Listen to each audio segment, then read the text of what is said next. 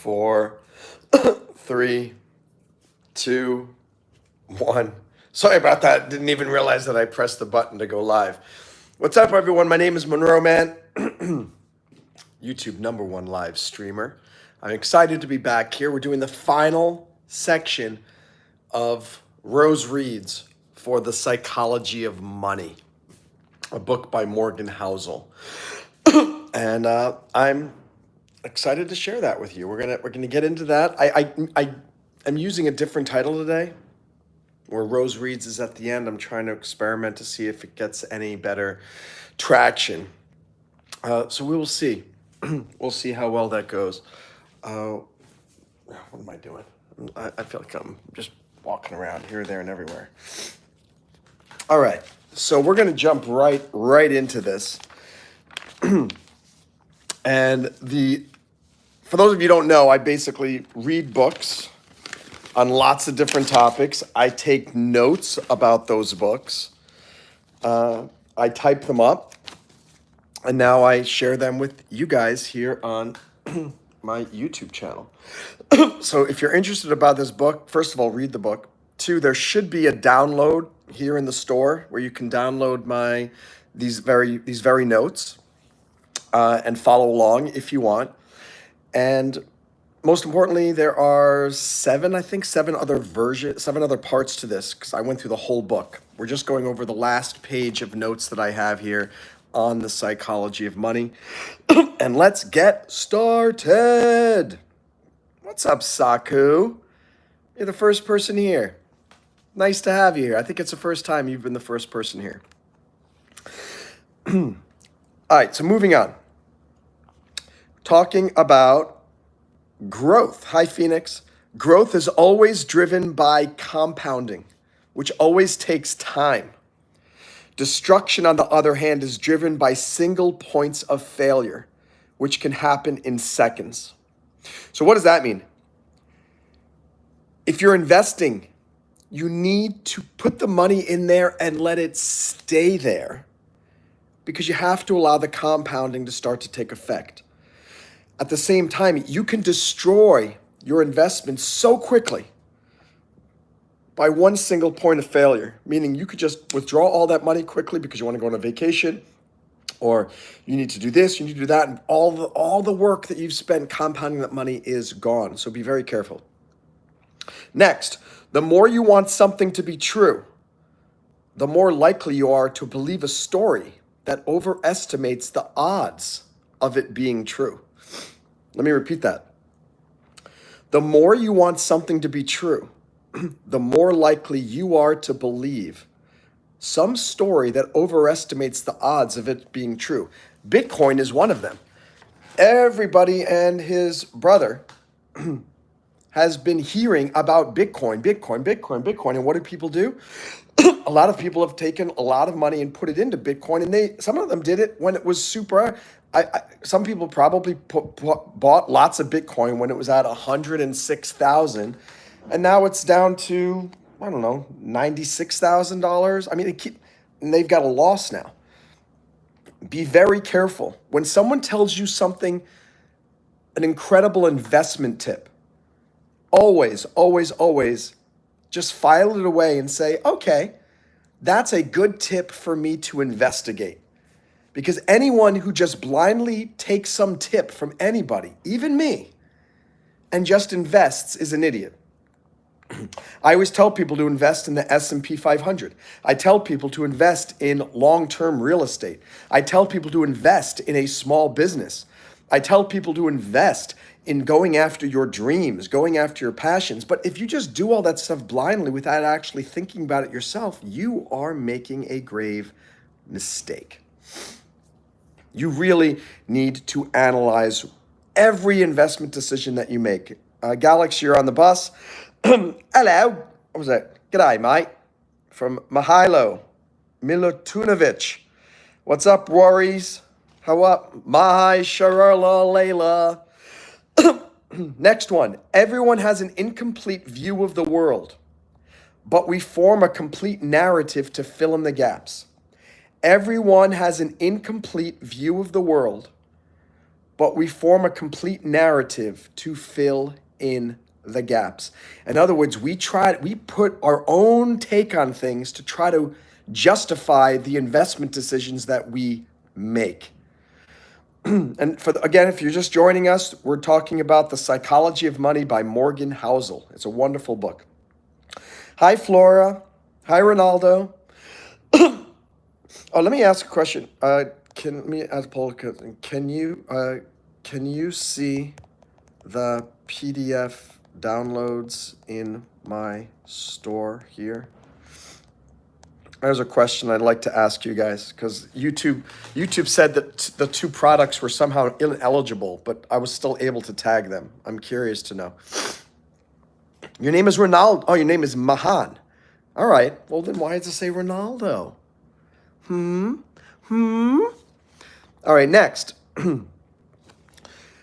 Most people, when confronted with something they don't understand, do not realize they don't understand it because they're able to come up with an explanation that makes sense based on their own unique perspective and experiences in the world. That's so deep and crazy. Think about that. He's saying, Morgan Housel is saying in the book that people, when confronted with something they don't understand, they don't realize they don't understand it because their mind comes up with a bunch of rationalizations that help fill in the blanks so they think they understand it. This is why people lost a lot of money gambling on the Kansas City Chiefs 2 days ago. This is why people buy real estate and then lose all their money. This is why people buy Bitcoin and crypto and lose all their money. Why? Because they think they understand it, even though they do not. Yesterday on the Breakdiving channel, I was talking about something called keep your ego in check. Too often, we let our ego control us, and our ego starts to think, I know what I'm doing. I'm on top of things. I know how to manage all this. And the truth is, you probably don't. And I'm talking about myself as well. None of us understand things as well as we think we do. And that's a key thing when you're talking about investing your money. Don't assume that you know what's going on. It's better to assume that you have no idea what's going on. The people who think that they know exactly what they're doing end up losing their money. The people who assume that they are missing something, well, they're the ones who, what's up? Thank you for the little bit of support over here. You are absolutely awesome. Thank you. And I love your name, Herithic. You get on the super board. Thank you for helping to support my channel and support me. Number 38. Horrific. And that is $2.31. Thank you so much. And what do we say? Support. By the way, yesterday I have to put two here. I have to put Oliver. He gave $2.50. Denmark. Beach. Huzzah. Thank you so much. It's nice when people super chat me when I ask them to. It's even a greater feeling when I don't even ask for a super chat and someone recognizes some value in what I'm doing and gives me support. I'm working super hard to make this a professional thing that I do for a living. Last month I made $384.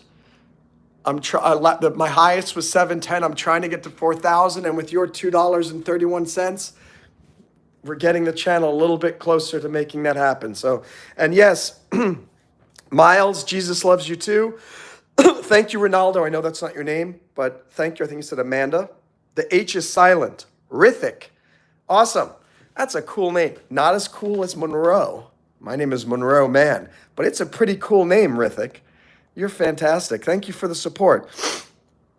Ian's asking where I am. I live in the United States. I live in Florida. And Mom is asking if I'm a man or a woman, or am I trans? My name is Monroe Mann, M-A-N-N. Of course I'm a man. Duh. I always joke that even if I had a sex change operation, I would always be a man, no matter what I do, because my name is Monroe Mann. I am Mr. Man. All right. Bye, Galaxy. Have a great day at school. Let's get back to Rose notes, the notes that I've taken on a book that I've read. This is for The Psychology of Money.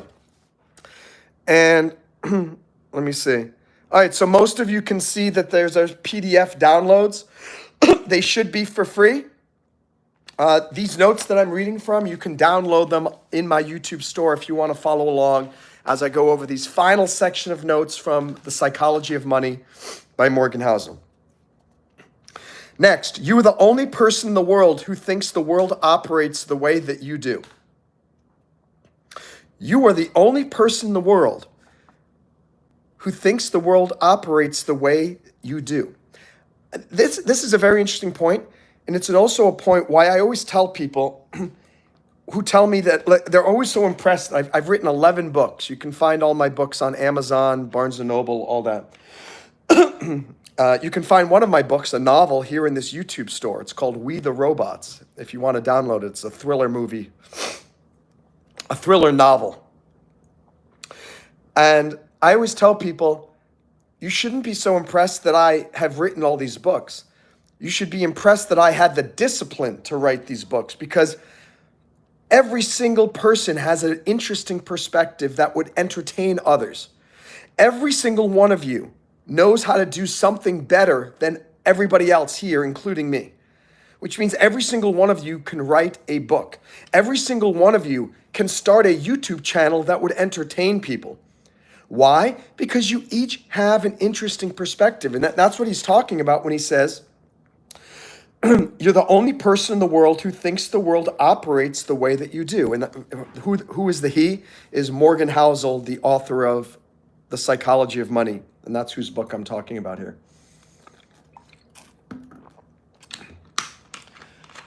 So think of that as a benefit, but it's also a caution.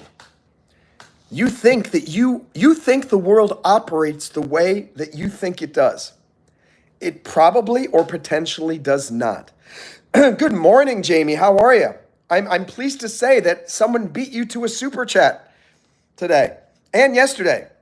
Yesterday at the beach, Oliver from Denmark, $2. And today, Rithik. I don't know where Rithik is from. It was a very strange currency. It looks like, I don't know if it's Hindi, that it is, and I'm thinking maybe you live in India, Rithik. But when Jamie arrives, it's a good sign because she's a member of the channel. And it's good to have members. YouTube.com/MonroeMann/join, JOIN. So if any of you want to have your name in green like that and get a cool badge next to your name, you can become a full member. Not only support me, but you get behind the scenes benefits by being a part of the channel. All right, back to The Psychology of Money by our good friend Morgan Housel. Carl Richards says, risk is what's left over when you think that you've thought of everything. Think about that. Risk is what's left over after you think you've thought of everything. What's fascinating is I loved that quotation when I read it in there, but I got this other book. This is about options investing by the Nigerian brothers. And it was so funny because yesterday I read it in this book too. Look at this. Risk is what's left over when you've thought of everything. Risk is what's left over when you've thought of everything. I keep repeating it over and over again because it's such an important thing. If you can think about something that might happen, and you can come up with ways to solve the problems that might arise from what you've thought about, It's not a risk anymore because now you can plan for it. That guy, Carl Richard, he's quoted in that book, It's Not an Option, and he's quoted in this book, The Psychology of Money. Thank you, Jamie. It's the rupee symbol. See, you are not only a valued member of this YouTube channel, Jamie, but you are a wise contributor to the educational edification of our minds. So thank you. What's up, Lyman Leaf? Yeah, my name is Monroe. I call this section this show that I do on my channel called Rose Reads. I have lots of different shows where I read a book and I take extensive notes. You can download these notes from my YouTube store for free. And the book that we're doing now is The Psychology of Money by Morgan Housel. This is part 8, I think. It's the final part. We've gone through a lot of pages here. There's like 9 pages of notes, and we're just finishing up the last page today. I don't know who Hrithik Rohan is. Who's Hrithik Rohan, Jamie? You're funny. So again, we're talking about risk is what's left over when you've thought of everything. So in life and in investing and everything that you do, you have to try to think of everything that could go wrong. You can't think of everything that will go wrong if you let your ego convince you that you know everything. The people who spent lots of money on the Kalshi app 2 days ago, putting massive amounts of money, of their hard-earned money, on the Kansas City Chiefs, they thought they knew it all. They thought that there's no way that Kansas City could lose. They allowed their ego to get in the way, and they lost their shirts. The risk was thinking that they were right and that the Eagles could never win the Super Bowl. The Eagles won with a huge margin. It was quite embarrassing, actually, how badly the Kansas City Chiefs lost. They lost because they allowed their ego to get in the way. And by the way, if you want to hear another discussion about ego on my other channel, Break Diving, I did a live stream last night, for about 35 minutes just talking about ego and how it can be a blessing or a curse. The channel is BREAK DIVING. Definitely check that out if you want a more in-depth discussion about ego. For those of you who don't know, I have a PhD in psychology as well. I have an MBA in finance. I'm an attorney. I'm a real estate investor, a stock market investor, and I invest a lot of my time on my YouTube business. Thank you, Jamie. The tuition at University of Monroe Mann. I got to take some allergy relief every time. I don't know why. When I start talking a lot on these YouTube live streams, my nose starts to run. And I don't have a drug problem, as some of you would like to believe. It's just, I don't know. And I even went to a doctor about it, and they did 47 tests for allergies, and I have no allergies. So where does the sniff, I don't know.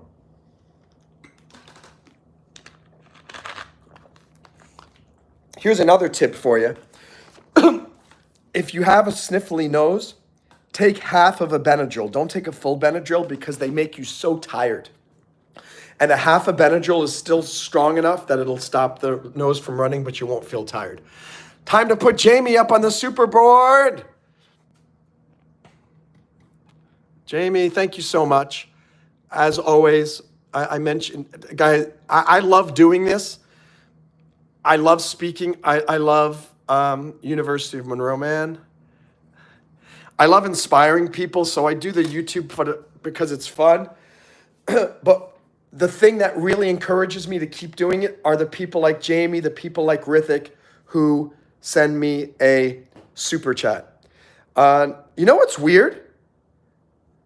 Up in the top, it says $1.99. Did Hrithik take his super chat back? I think that guy Hrithik took his super chat back because it only says there's $1.99 on here, which is what Jamie just did. That's bonkers. Hrithik, can someone take back a super chat? I need to check in there. Maybe I need to take Hrithik off of the super board because now it just says $1.99 from Jamie. Well, that's odd. I've never had that happen before in my YouTube career where the super chat value goes down. How did the super chat value go down? I'm hoping that's just a bug. Flora says, what symptoms? I don't have symptoms. There's no symptoms, just a runny nose. And it happens when I talk a lot. I don't know why. Catherine says he donated 200 because you're not talking about the book, Lyman Leaf.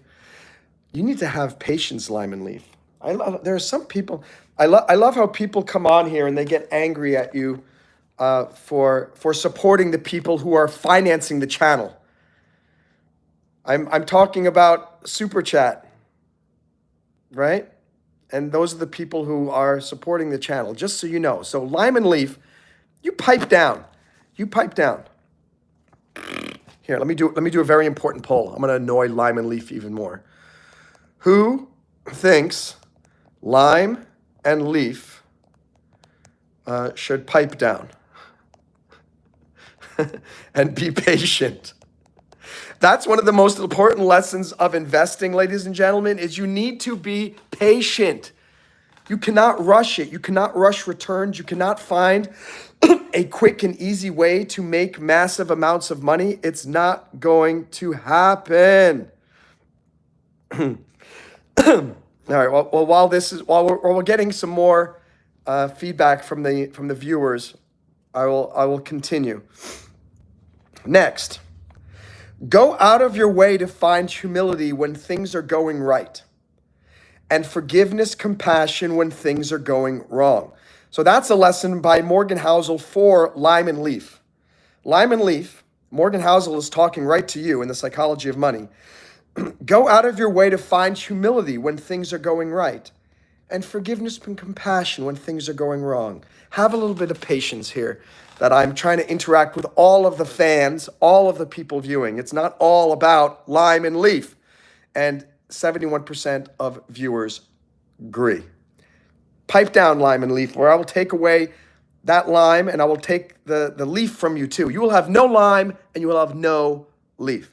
Hi, Catherine. Great to see you. Hello, Salahatin Simsik. Bilmi Yoram, Memnum Oldam.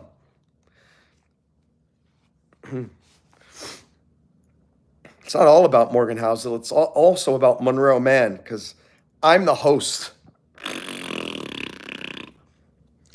Okay, next. Again, for those joining, these are my notes from the book, The Psychology of Money by Morgan Housel. You should be able to download these notes for free in my YouTube store if you want to follow along. And thank you to anybody who super chats for sharing your support for me and for my edification of your minds. Less ego equals more wealth. I was just talking about that. Saving money rather than showing it off is the gap between your ego and your income.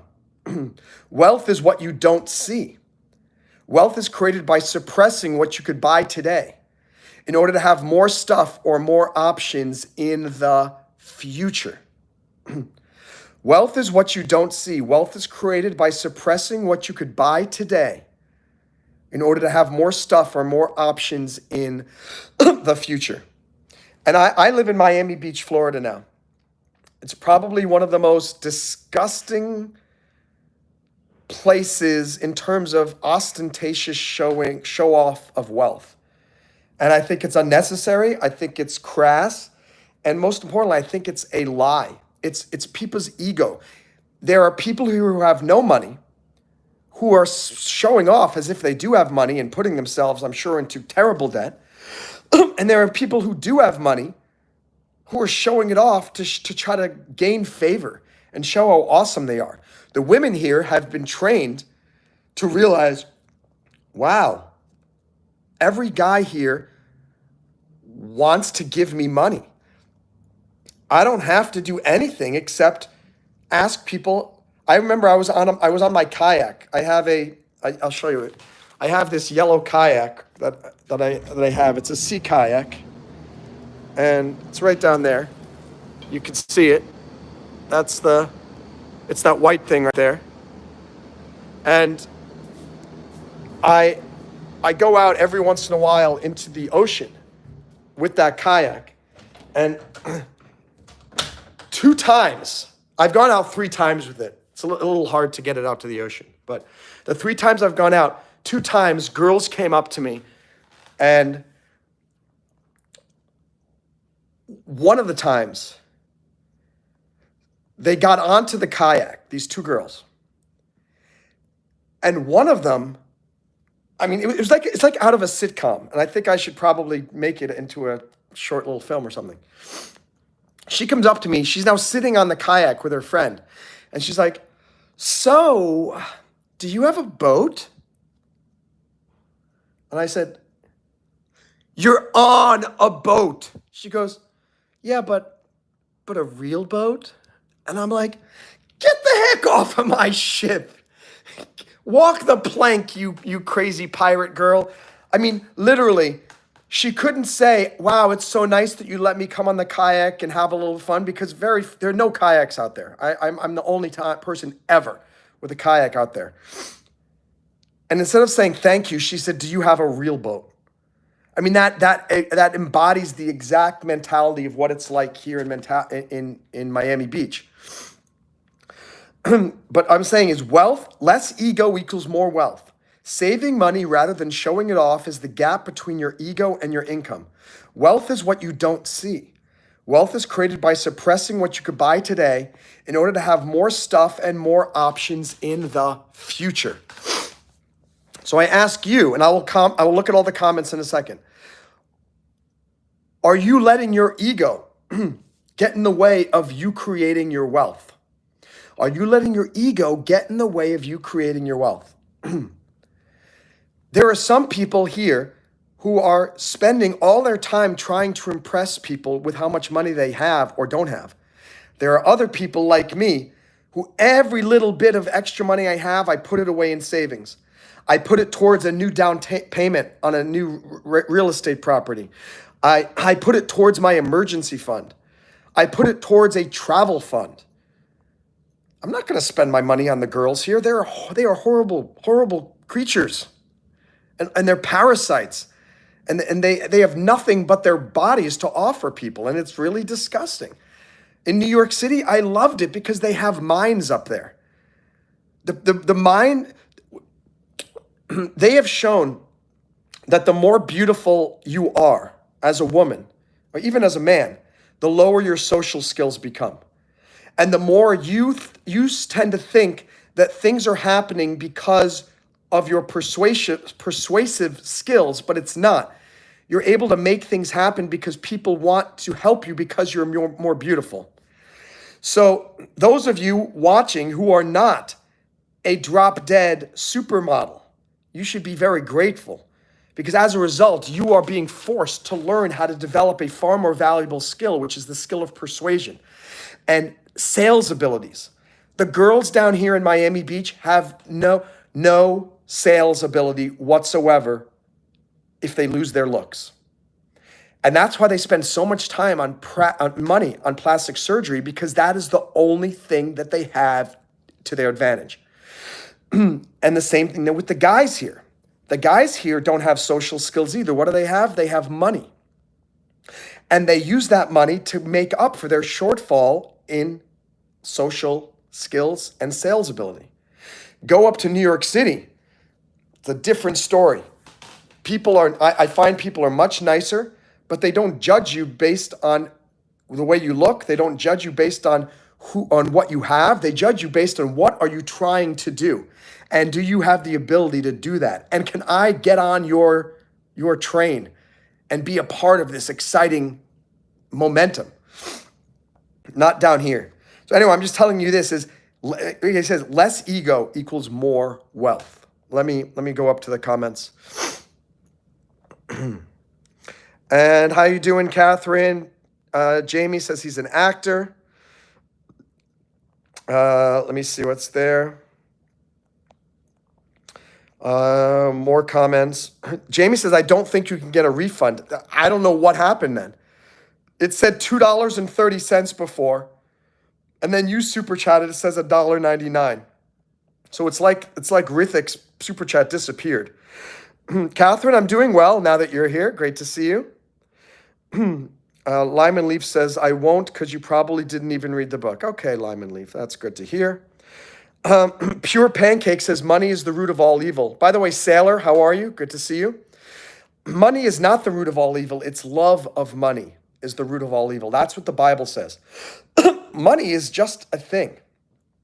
Having money is not the root of all the evil in Miami Beach. It's the way people are using it. Men are using it to win the affection of women. Women are using their bodies in order to attract men only because they want their money. In both cases, it's love of money is the root of all evil, not money. Okay. And let's see. Selahatin says, the beauty of your heart has reflected on your face.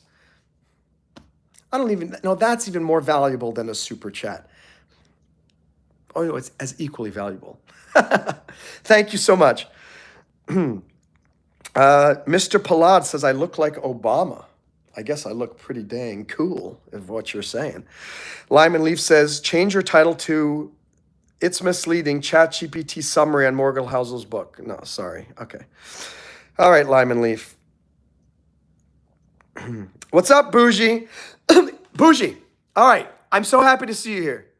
I hope you're still here, Bougie. Because, yes, I know you've been telling me about the titles. And so partly I have you to thank. I created a free account on vidIQ. I tried a free account on TubeBuddy and vidIQ. For those of you who don't know, those are two third-party software services that supposedly help with increased analytics to help your YouTube channels. I tried TubeBuddy. It was horrible. I even upgraded for a free 14-day trial of their pro plan, and it was not helpful, not good at all. I then I created a free account on vidIQ. The first thing it did is says, your upcoming video has a very poor title. And there was a little tool there where I could just throw in different, and it uses AI to analyze your title. So I changed the title from something that was, had a ranking of 14% out of 100. It went up to 67%, this new title. And maybe it seems to be working because I've got a good growth. So I'm going to keep playing with vidIQ. And Bougie, I recommend you create a free account on vidIQ, because if the only thing I get from it is helping me create better titles, that's a win-win. That's a win-win-win. And I'm even considering maybe I'll upgrade and see how much does it cost to upgrade as well. Anyway, so that's a little diversion, but it's not, because we're talking about the psychology of money, and money is about investing. And Bougie's a very successful YouTuber. He's got about 350,000 subs.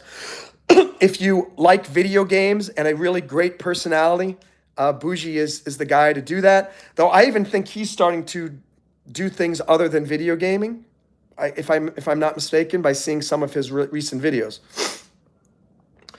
But realize that everything I'm talking about here, it's not just about psychology of money. It's about psychology of life.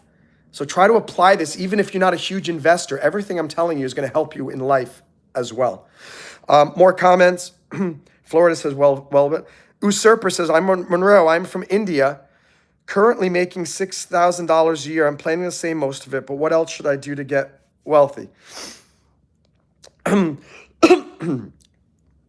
You want to save enough money that you've got your number one mission is make sure you have 1 month of all living expenses saved up. If you don't have 1 month of living expenses saved up, you're in big trouble. Next, you want to move on to 3 months of living expenses saved up.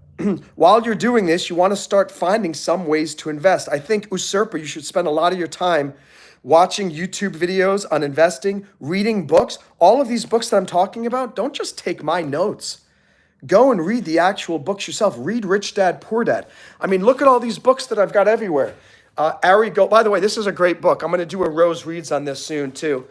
Ari Gold, Rules to Live By. It's very funny, from the television show Entourage, and it's written as if Ari Gold wrote this book on success. But I mean, I've got these other books, Atomic Habits, The Search, Guide to Day Trading, The Laws of Human Nature. What else have we got here? The Road to Ruin, What They Don't Teach You at Harvard Business School.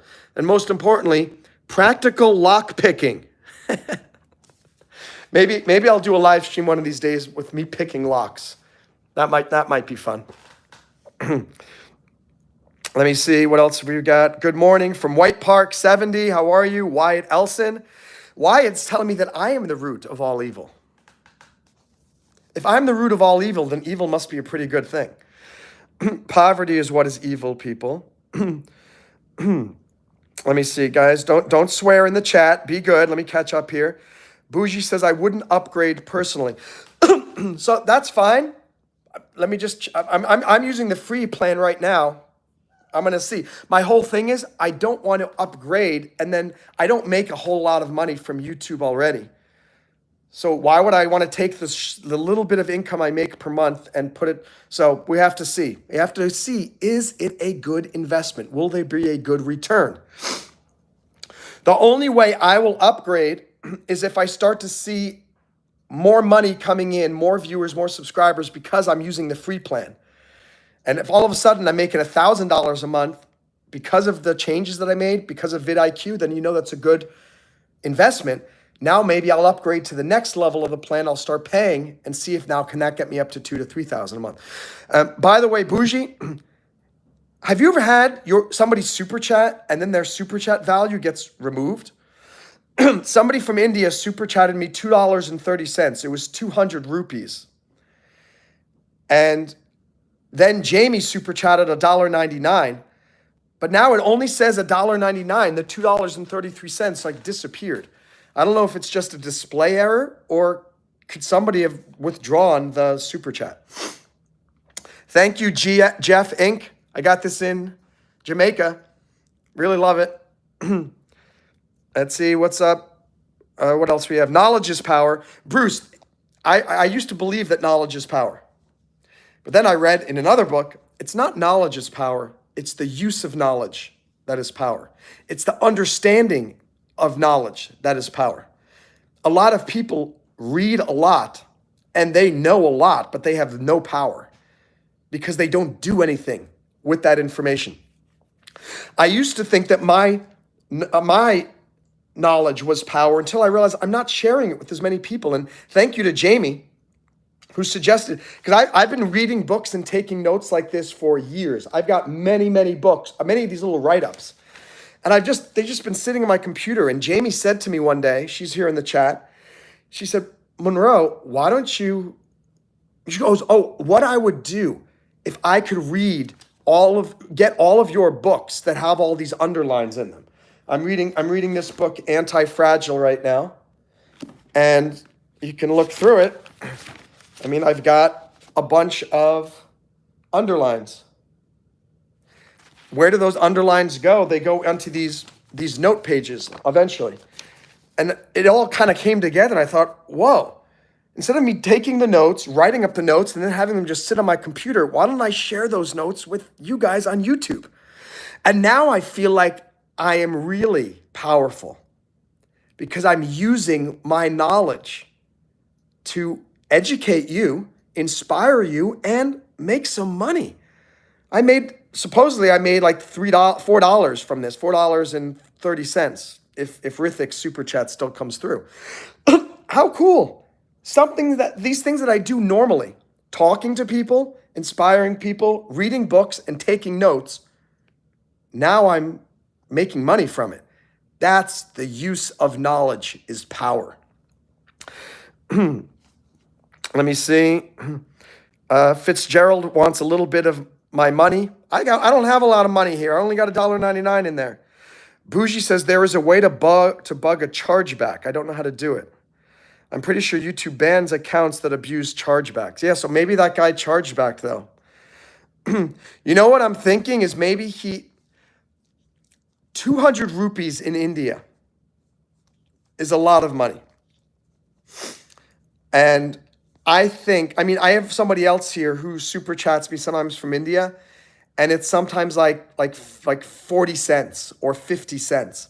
The fact that somebody from India super chatted me $2.30, maybe he made a mistake. Maybe it was supposed to be 20 rupees and he ended up doing 200 rupees. So maybe that happens, but it was fun to get it for a while.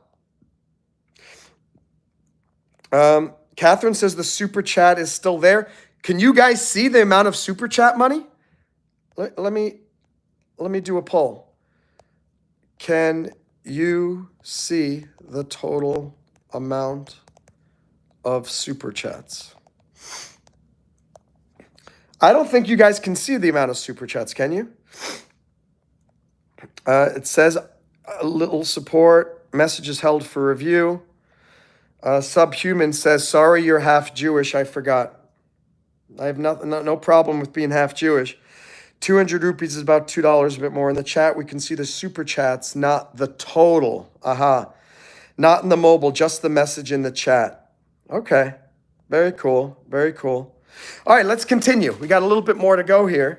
And by the way, Bougie, I've been noticing that you're doing a lot of variety too. Are you trying to change up your channel as well to do more than just the video game screens? I know you did a Super Bowl stream. Would love to hear your thoughts on that and how things are going with your channel. Do you find you're getting more viewers now? Less viewers, more subscribers? Okay, the next one. Manage your money in a way that lets you sleep at night. Again, we're talking about notes that I took from the book, The Psychology of Money by Morgan Housel. Manage your money in a way that lets you sleep at night. Now, Warren Buffett, this is one of Warren Buffett's key tenets. His number one tenet is never lose money.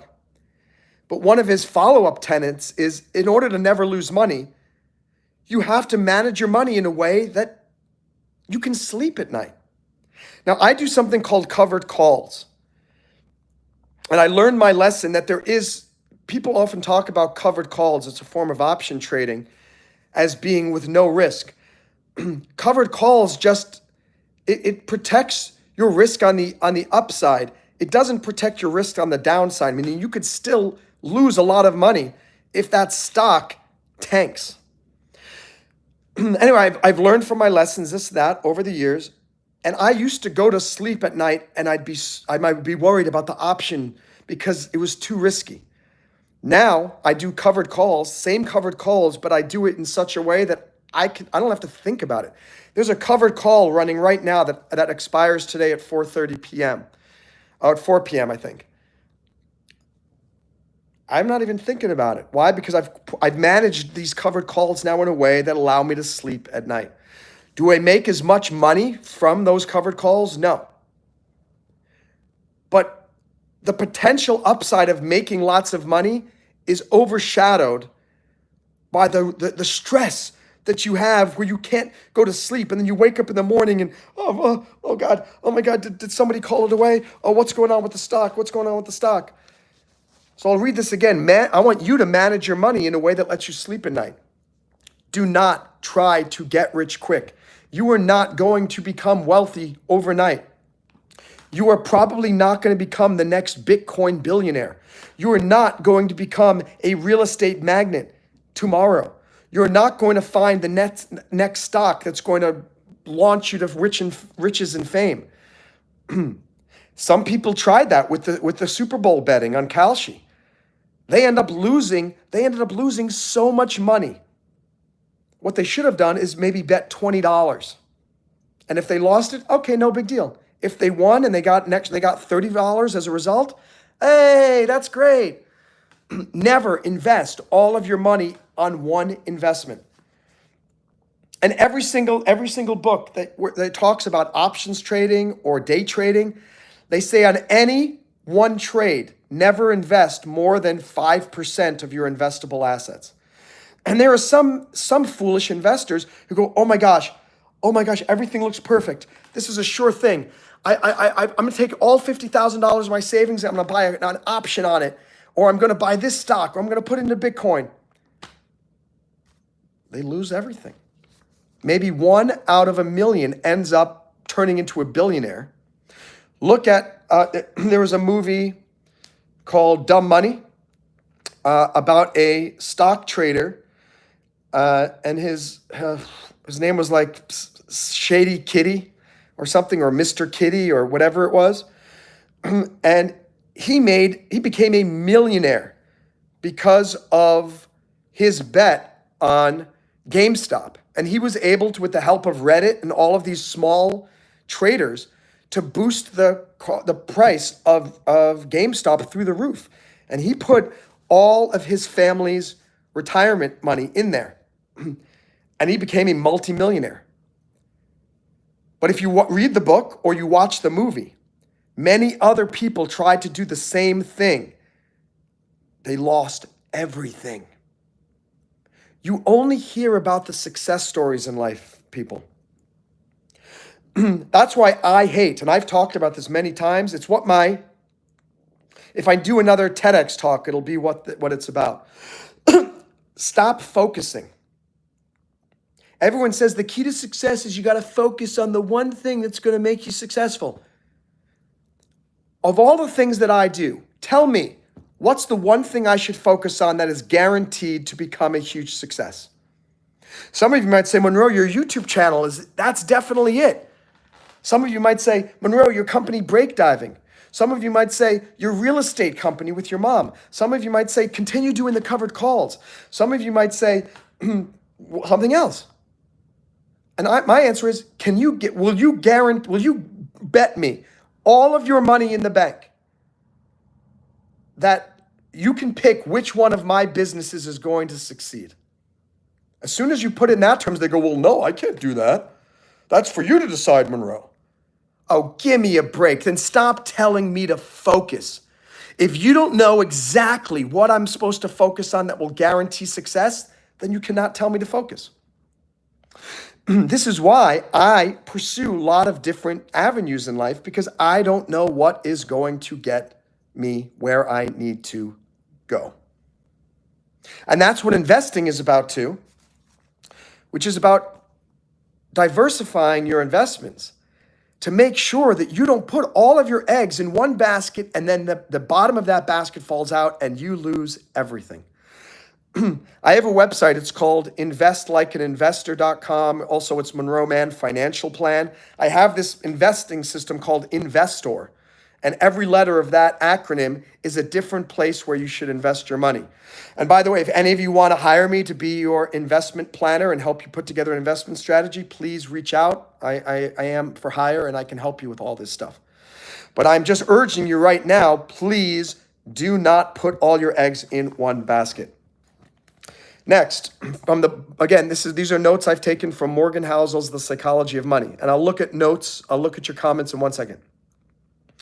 The most powerful thing you can do as an investor is increase your time horizon.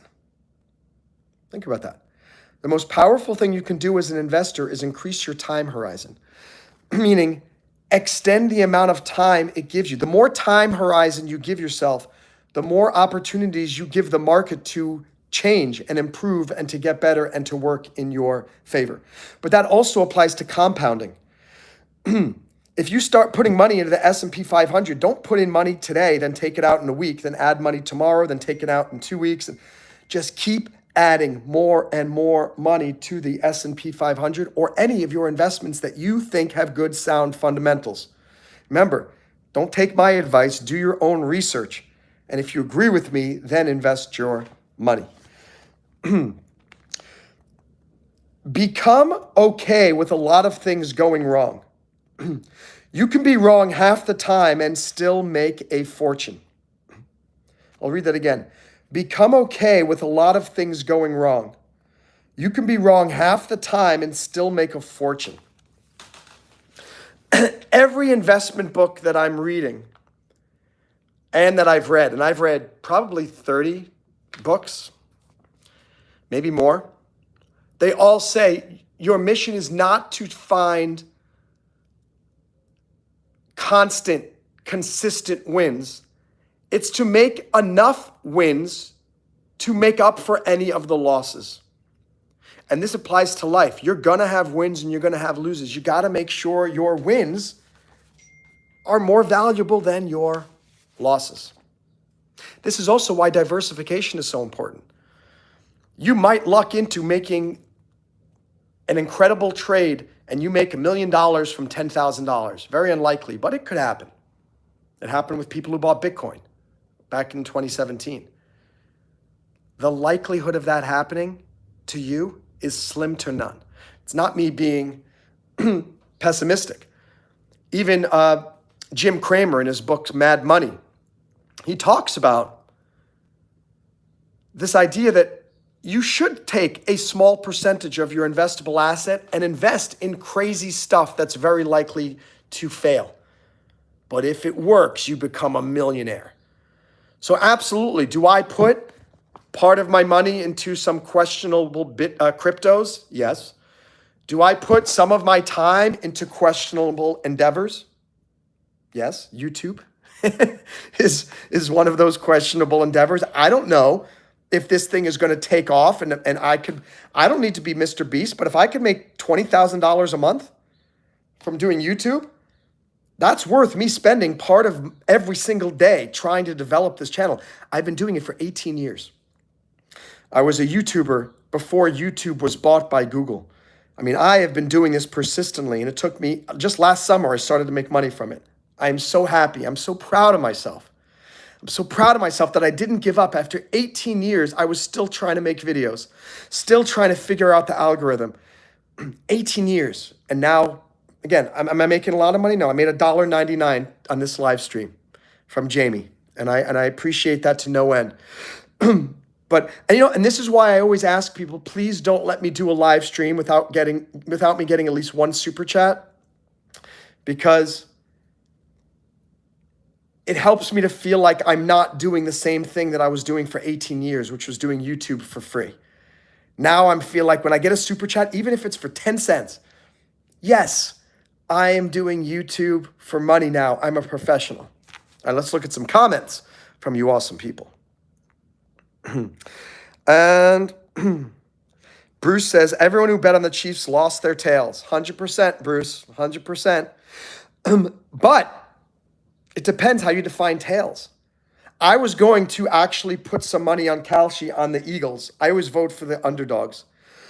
But I'm smart enough, I was going to put maybe $10 because there's no way to truly analyze and know for sure who is going to win.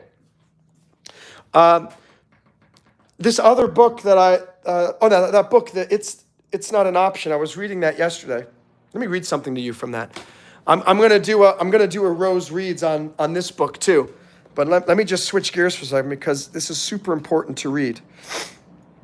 You're gonna love this. All right, here we go. Oh, here we go. I just lost the page. Where is it again? Here we go. I want you guys to listen to this. You're going to find this very, very enlightening. In today's global economy, I'll let you read along with me. In today's global economy, it's not just the stock market risks that you can think of that matter. It's the ones you don't see, never thought of, and never happened before that matter, like a missing letter I from an email address. Stories like this show why it's unimpressive when you hear a market expert on television make a bold prediction like Tesla's shares will rise because the demand for electric cars is growing and because gas prices are rising. Out of the million of factors and conditions that could cause Tesla's shares to rise or fall, that's it? Just two? What about LFP cells made in China? Or the parts made in the Netherlands, Germany, and Canada? What about the Gigafactory in Mexico, autopilot liability claims, shipping costs or supply chain disruptions? What about interest rates, currency fluctuations, competition? And because Tesla accepts Dogecoin, there's cryptocurrency risk. Of course, there's always the Musk risk.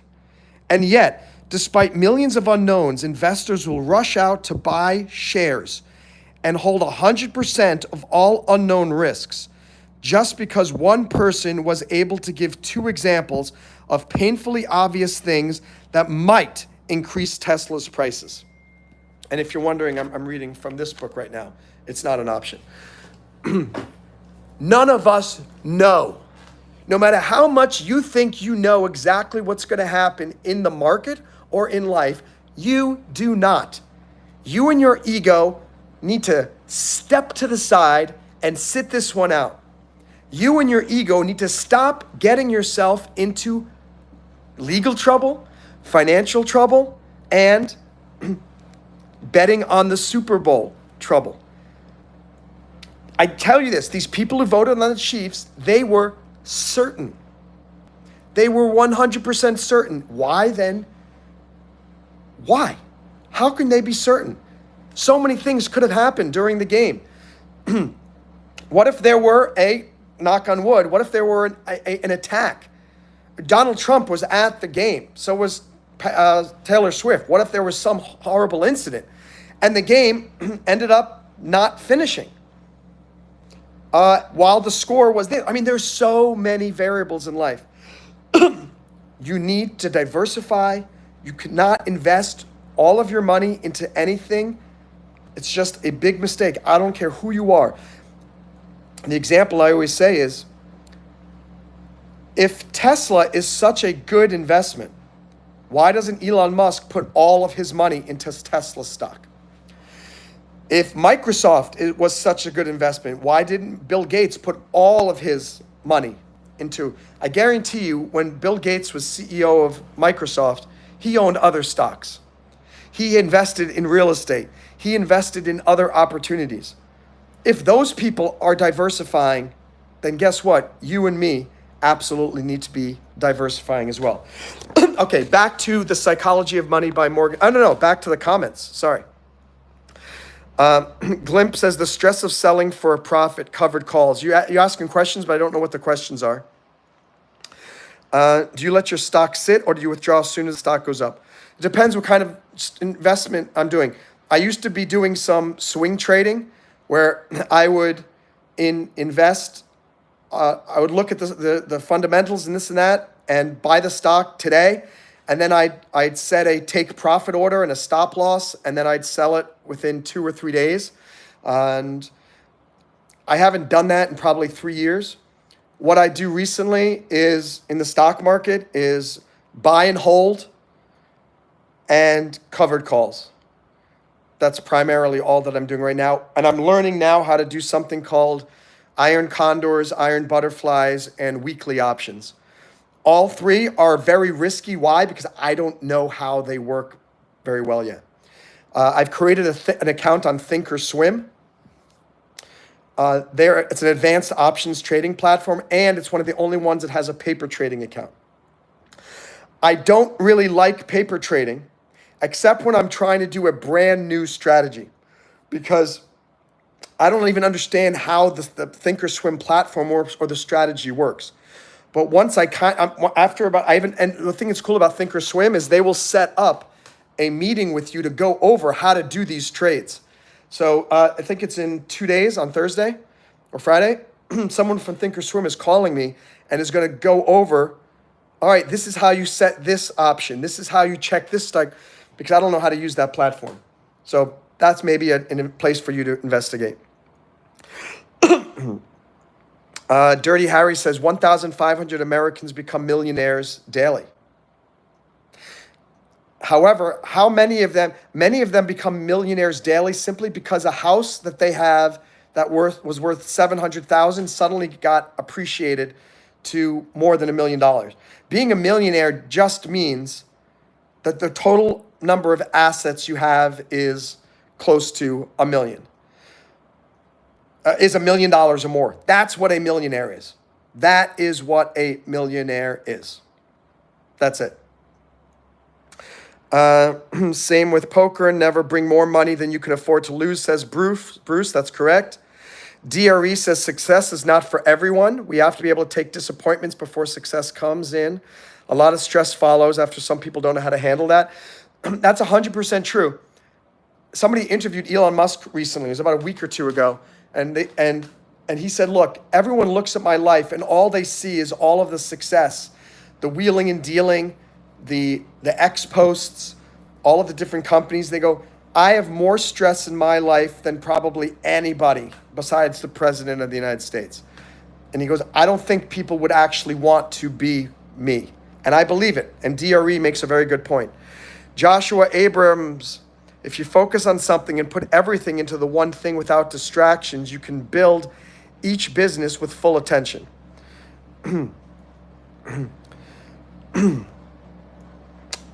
Yeah, Joshua, but you don't know. There's no way that I'm going to put 100% of my effort into YouTube. I have no idea if this is going to work. Now, if all of a sudden, like there are 56 people here.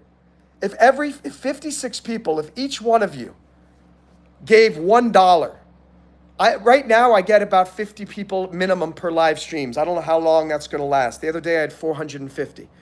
But if every person did one super chat of $1, that means on every live stream, let me get a calculator. On every live stream, I would make $50 easily, right? And I do about 2 live streams per day. So that would be $100 per day, right? I don't even need a calculator to do this, but I'm just doing this to show you. $100 times 30, guess what? $3,000. If all of a sudden I am making $3,000 a month from YouTube, it would actually start to make sense for me to then start to focus more time, energy, and money into YouTube because the effort is paying off. It's been a good return on investment. Right now, this is not a huge return on investment. Thank you for the super chat. Let me speak of the devil. Who is that? DRE. 5th super on a live stream. Thank you, my friend. You are now on the super board for February. We're gonna do the pink marker here for some variety. 41 DRE. 499. Let's see, was there a message there? No message, but support. Thank you. And I will say this, DRE, thank you for your investment with me in this channel. So many people on these live streams, the spammers go, dude, why are you begging for money? Or why are you guys giving that guy money? You're such an idiot. You're such a fool. DRE and Jamie, you guys are such idiots for supporting this guy. No, you guys are making an investment. We are all making an investment. I'm making an investment of time and money because the time that I spend on YouTube is time that I could be making a heck of a lot more money elsewhere. Think about that. Look at this. I've been on here for an hour and I've made not even $7. And when YouTube takes their 30%, it's probably going to be $5.50. But I'm doing it as an investment because I have faith that this could turn into something really substantial. Maybe sooner than I think. Maybe it's going to take me another 18 years. But heck, I'm 47 now, 57, 67, 65. How cool if when I'm 65 years old, if I'm making $3,000 a month from this YouTube channel. That's not a bad retirement for me to be doing this. And why is it an investment for you guys, for Jamie and DRE? Because they just gave me reason to keep going. As a YouTuber who is monetized, if you're not getting super chats, you feel like you're a loser and you're working for free. And in some ways you feel taken advantage of. So all of those who do not super chat, you should give big thanks to DRE and Jamie because they are the ones who are producing this live stream. They are the ones who are making this possible. Now, I am 100% grateful for the 50 or 49 people here who did not super chat. That's fine because you're also helping the channel because you're investing your time. And your time is valuable too. Time is money, right? They say that time is your most valuable asset, but it's not true. It's how you use your time. That is your most valuable asset. And I am choosing to use my precious, precious time to spend it with you guys. And I couldn't be more happy with that decision. You could see it in my smile and my enthusiasm. I love being a YouTube live streamer. And I'm so happy that technology has made this possible because I've loved public speaking my whole life. I love teaching. I love being in front of an audience. And now I'm able to be in front of an audience every single day with people around the world, sharing everything I love, sharing the books that I read, sharing the music that I play, sharing my take on current events and politics, psychology, law. It's amazing. We're all investing right now. I know that doesn't seem it, but we're all investing our time and money right now. And those of you who didn't super chat will say, I'm not investing my money. I didn't give you a dime. You did. Because if you spent 10 minutes here or 30 minutes or an hour, that's time that you could have been spending elsewhere making money. But instead, you decided to invest your time with Monroe Mann, YouTube #1 live streamer. And I appreciate it. So, let's get back to the comments here, and then we'll get back to the book, The Psychology of Money by Morgan Housel. E3K, the cat says, buy low, sell high. That's generally the basic principle of how you make money in anything. Jay's a one-eyed, bald, toothless midget, but you have money. Josh, my buddy bought in on Bitcoin back when it was under 1,000. He's set for good for him. Good for him. I'm glad that he did that. Oh, there's another super chat down here. There's another super chat. Jeff Hauser. Jeff, great to see you. Good to have you back in the house. Do you like that? Good to have you back in the Hauser. I hope you name your kid Doogie. Doogie Hauser. 42. Jeff Hauser. Doogie. This is your third stream on a on a third super chat on a live stream. That's right, you know it. Your son is named Doogie. All right, where are these other comments? Bruce says, has anyone watched the show Gotham? The man reminds me of the actor who played the Penguin. Don't know who that is. Someone says, I look like the dude who got the government contract started in the movie Small Soldiers. Don't know who that is either. I'll tell you this, though, that movie Small Soldiers, I actually had a meeting in Hollywood back in maybe 2004 with the producer of that movie. His name was Mike Finnell. He also produced Small Soldiers, The Burbs, bunch of movies, famous movies. Gremlins, he produced Gremlins. I don't know if he's still alive, but he gave me some very good advice, and it applies to our discussion about the psychology of money. When I was at his office in Hollywood, he said, Monroe, when you're making a movie, you're going to create your budget and you're going to create your schedule. The budget is how much money it's going to cost to film the movie. The schedule is how long it's going to take to shoot the movie. I think my mom's at the door. Let me see if she's here. Hold on. Hello. You want to say hi to everybody on the live stream? Sure I do. Say hello. Oh, well, hello. How are you? Hey, doggy. My doggy out Hey. today. Okay. And it's a Hi. very summery day. Yeah, no, it's a nice day. It's blasted hot. It's hot. We're in Florida. It's getting worse. So, all right. I'll talk to you later. Bye-bye. Love you, Mom. All right. So, Mama stopped by to say hi. Anyway, about that story about Small Soldiers, he said, no matter what your budget is, double it.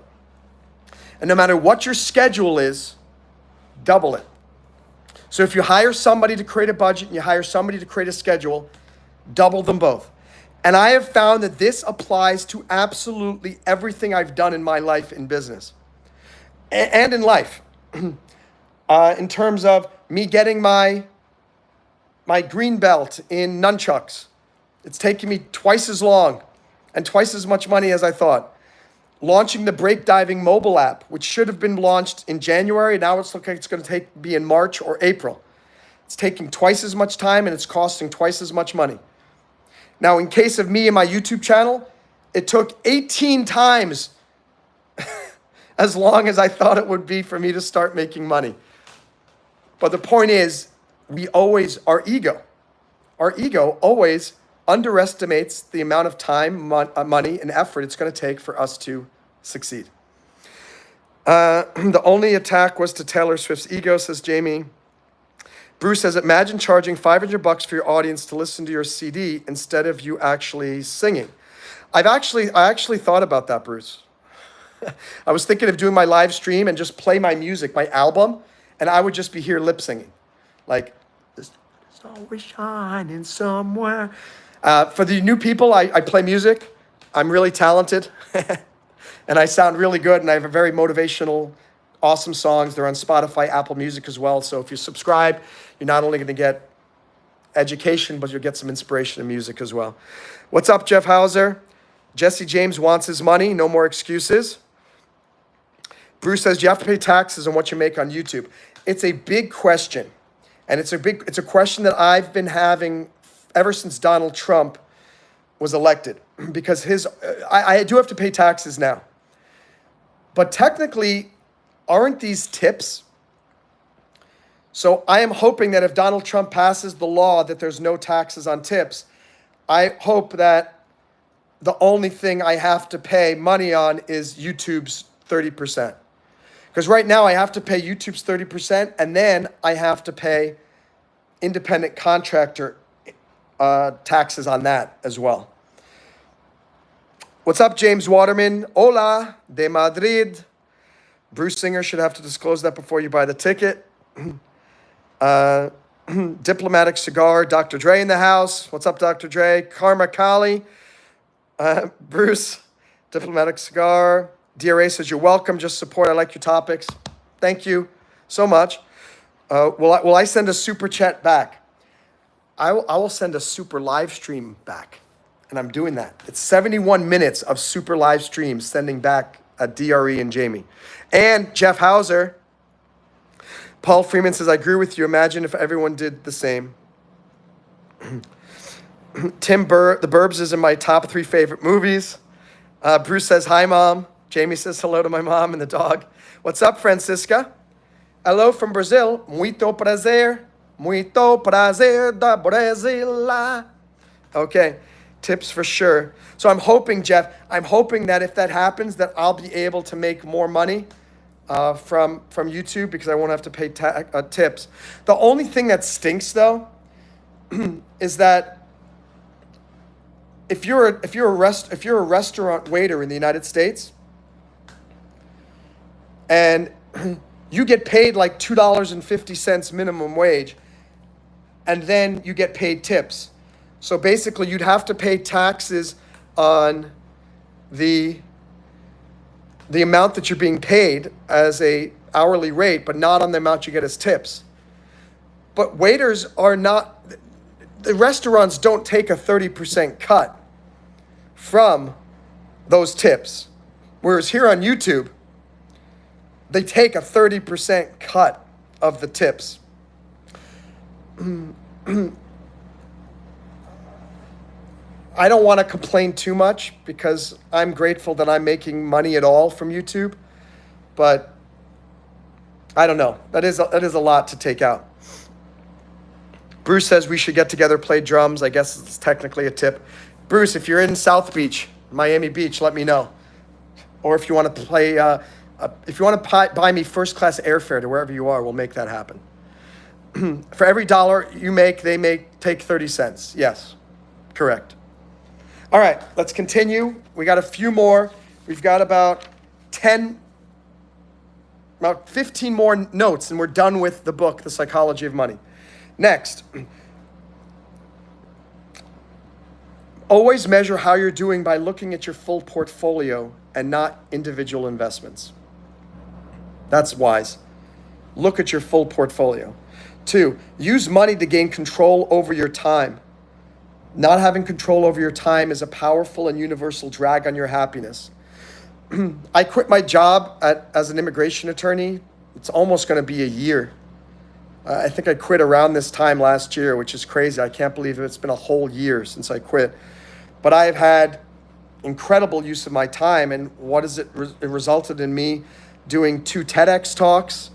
It's resulted in me monetizing my YouTube channel. It's resulted in me spending more time with my mom and helping her. It's resulted in me having more time to spend on my company Breakdiving to help that grow. So and how is this possible? Because I saved up a bunch of money. Because of the money moves that I've made over the last 10 years, I'm able to pursue the YouTube. And some of you might say, well, that's lucky for you. It's not luck. I spent 10 years saving up a bunch of money. Now it stinks now that I'm losing all that money because I'm financing my expenses through savings and investments. And this is why I'm pushing really hard to make YouTube $4,000 a month. It's why I'm pushing to get more legal clients. It's why I'm signing up on Upwork to offer coaching services to help people with YouTube, to help people with their finances, to help people with their legal stuff. Why? Because I don't want my savings to disappear. But my savings is what has allowed me to pursue a lot of these entrepreneurial ventures that I would not have been able to sustain for as long as I have if I had to work a full-time job. Next, be nicer and less flashy. No one is impressed with your possessions as much as you are. I love that one. No one is as impressed with your possessions as much as you are. Next, he says, save. Just keep saving money. And that's wise advice. Stop trying. You are more likely to become a millionaire if you just keep saving money than if you try to find the next big investment craze. Because more people lose money and have a net negative return by investing money than if they had just saved it. Wise, wise, wise. Room for error. He says it's always important to have a room for error. In my philosophy, I call it your never touch fund. So in my acronym INVESTOR, INVESTOR, the N stands for never touch fund. And that's what you need to create is a never touch fund. When do you touch it? Never. I called it a never touch fund because people sometimes say I'm putting money into savings or I'm putting money into an emergency savings account. Well, those two names give you a reason, a justification for taking the money out. Oh, well, it's an emergency. That's what it's for. But if you call it a never touch fund, things that are qualified as emergencies become much, much smaller. And that's the idea. You should figure out how to solve a problem without ever touching your emergency touch fund because your emergency is probably not an emergency. Have you heard that expression? Your emergency is not my priority. So just because you are having an emergency doesn't mean everyone else needs to drop everything to make that happen. Next, what do you own and why? And that he says, show me what you do with your money, and I will show you what your investment philosophy is. Show me what you do with your money, and I will know your investment philosophy. And that's very wise. What do you own? What type of investments do you do? If you own stocks, do you own individual stocks or do you own ETFs? Do you own real estate investment trusts? Do you do covered calls on any of those? Do you have a margin account? Do you day trade? Do you swing trade? Do you do options with puts and calls? All questions that will help. And that's just the stock market. That's not even talking about businesses. It's not talking about real estate. So you should really make a list. What are all of the things that you own and why? Why? If you own Google stock, why? If you do covered calls, why? If you have an Airbnb, why? And this applies to your employment too. Think of every way that you're making money. If you do DoorDash, why? If you don't do DoorDash, why? If you do YouTube for $8.98 for 2 hours, which is what I got right now, why? I'm not doing it because $8.98 is going to make me a millionaire. Yes, that's going to pay. Right now, YouTube pays for my groceries. It's about $300 to $400 a month. Why am I doing it? Because A, I love it and it's fun. And you guys can tell that. But number two, this has the potential, unlimited upside. This literally has the potential for me to make $100,000 a month if I can grow this channel. Mr. Beast makes something like $75 million a year from his YouTube channel. I mean, huge income. If I can get this up to $10,000 a month, even $5,000 a month, absolutely incredible. Let's look at some comments. Jeff said, my son just got his black strip on his red belt. Very proud of that young man. Congratulations. Red belt is good. He's getting up there, Jeff. Tell him I wish him, I challenge him to a duel one of these days. Hi, Francisca Sandra in Brazil. And Bruce says, look how Adam Sandler dresses. He looks like a bum. He doesn't blow his money on material stuff. I agree with that, but I don't think looking like a bum is a good strategy. He dresses sloppily, and I don't know why he does it that way, because clearly people tell him all the time, why do you dress like a slob? I would never do that. What I am trying to do, in New York City, when I was up there for a week, it was super cold. I was able to wear pants, these big, these hiking boots that make me about 1.5 inches taller. I was able to wear this nice sweater, a nice jacket, gloves, a cute little hat. I mean, girls looked at me like crazy, smiling at me. And when I went up to talk to them about the YouTube, far more open than they are here in Miami Beach. In Miami Beach, look at how I dress. Look at this. I'm in a t-shirt. Here, look at this. I'm in a t-shirt. I have these shorts on, and I'm wearing like these Birkenstock sandals. Why? Because it's so hot. I can't wear anything else, and I find it so hard for me to dress classily in a tropical environment. It's easy for me to, I like layers. You're able to create your personality when you have layers. When you don't, I mean, what I'm thinking of doing is wearing those collared shirts, polo shirts. But the problem is you sweat, and then the polo shirts gets all in, and they're expensive. So I don't know. I really need someone to give me a Miami Beach makeover to teach me how to dress in a peacock fashion while in a tropical environment. Because I'm not dressing like Miami Vice. I'm not going to dress with the jacket and the cotton linen pants. Way too hot. I will, and some people invest a lot of time and money dressing well down here, even though they're not dressing for the weather. They're dressing for how people are going to look at them. I look at them and go, it's July and it's 92 degrees. Why are you wearing a sweater and a jacket and a tie? I mean, bonkers. But they're so consumed with the way they look. And it's not good. You got to find that happy medium. Adam Sandler is way too far in one direction, and these people dressing like it's winter out when it's mid-July are wrong in the other direction. What's up, Google? How are you doing? Sia, happy birthday to you. By the way, Sia, there's another YouTube fan of mine. His name is Oliver, and his thing is Ollivator. He's also in Denmark. He was here yesterday. I was talking about you, and I said, whenever Oliver's here, Sia's never here. Whenever Sia here, Denmark is, Oliver's never here. I'm hoping you guys can meet one of these days. Aldeberto says, I am handsome. Thank you, sir. Sia says, by the way, if people don't know, I am from Denmark. Well, they know. I just told them. All right, let's continue. The Psychology of Money by Morgan Housel. Charlie Munger. Now, Charlie Munger, he is the right-hand man to Warren Buffett. Warren Buffett is the owner, CEO of Berkshire Hathaway.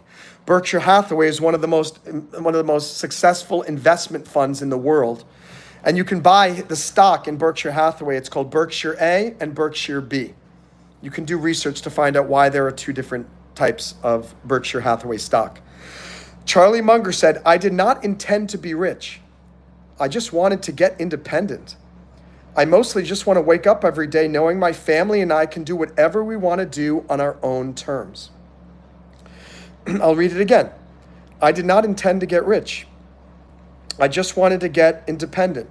I mostly just want to wake up every day knowing my family and I can do whatever we want to do on our own terms. I'll answer your question, Nostalgia, in a second. The answer is yes. Why do I want to become a professional YouTuber? It would become the ultimate remote job.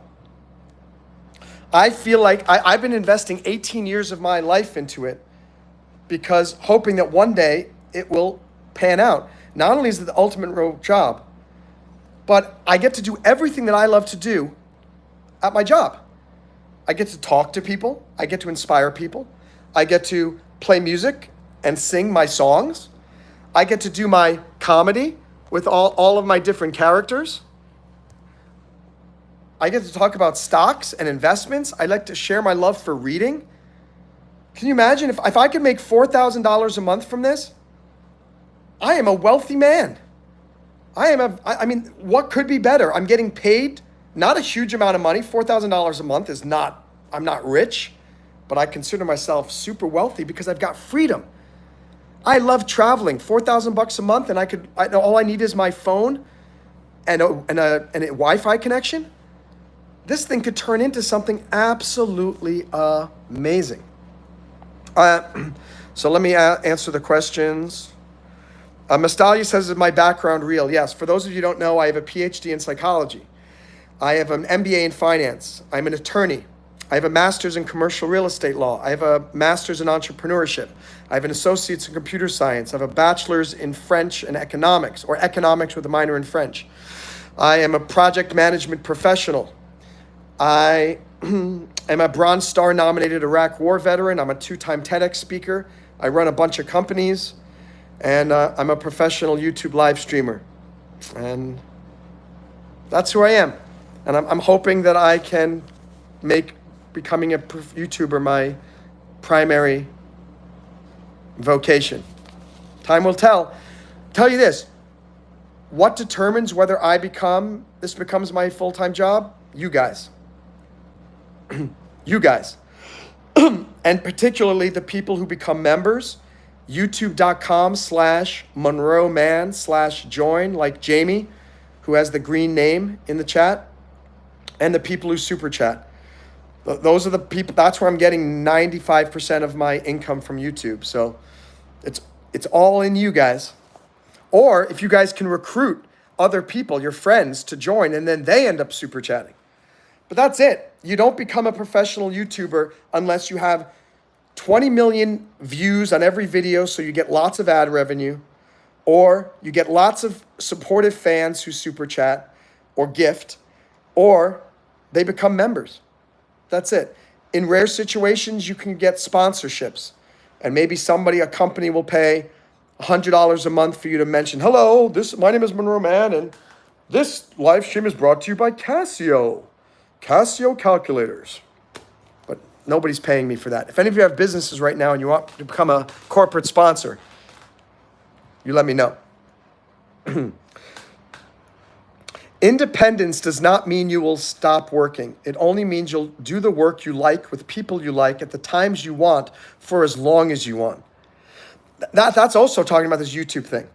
How great it is. I don't have a boss. I love the people I work with, you guys. I can choose when and how and in what manner I do the live streams. I can stop the live stream at any time I want to go on a break. I've been going 88 minutes now. That's almost an hour and a half. I don't feel like I'm working. I'm having a fun time.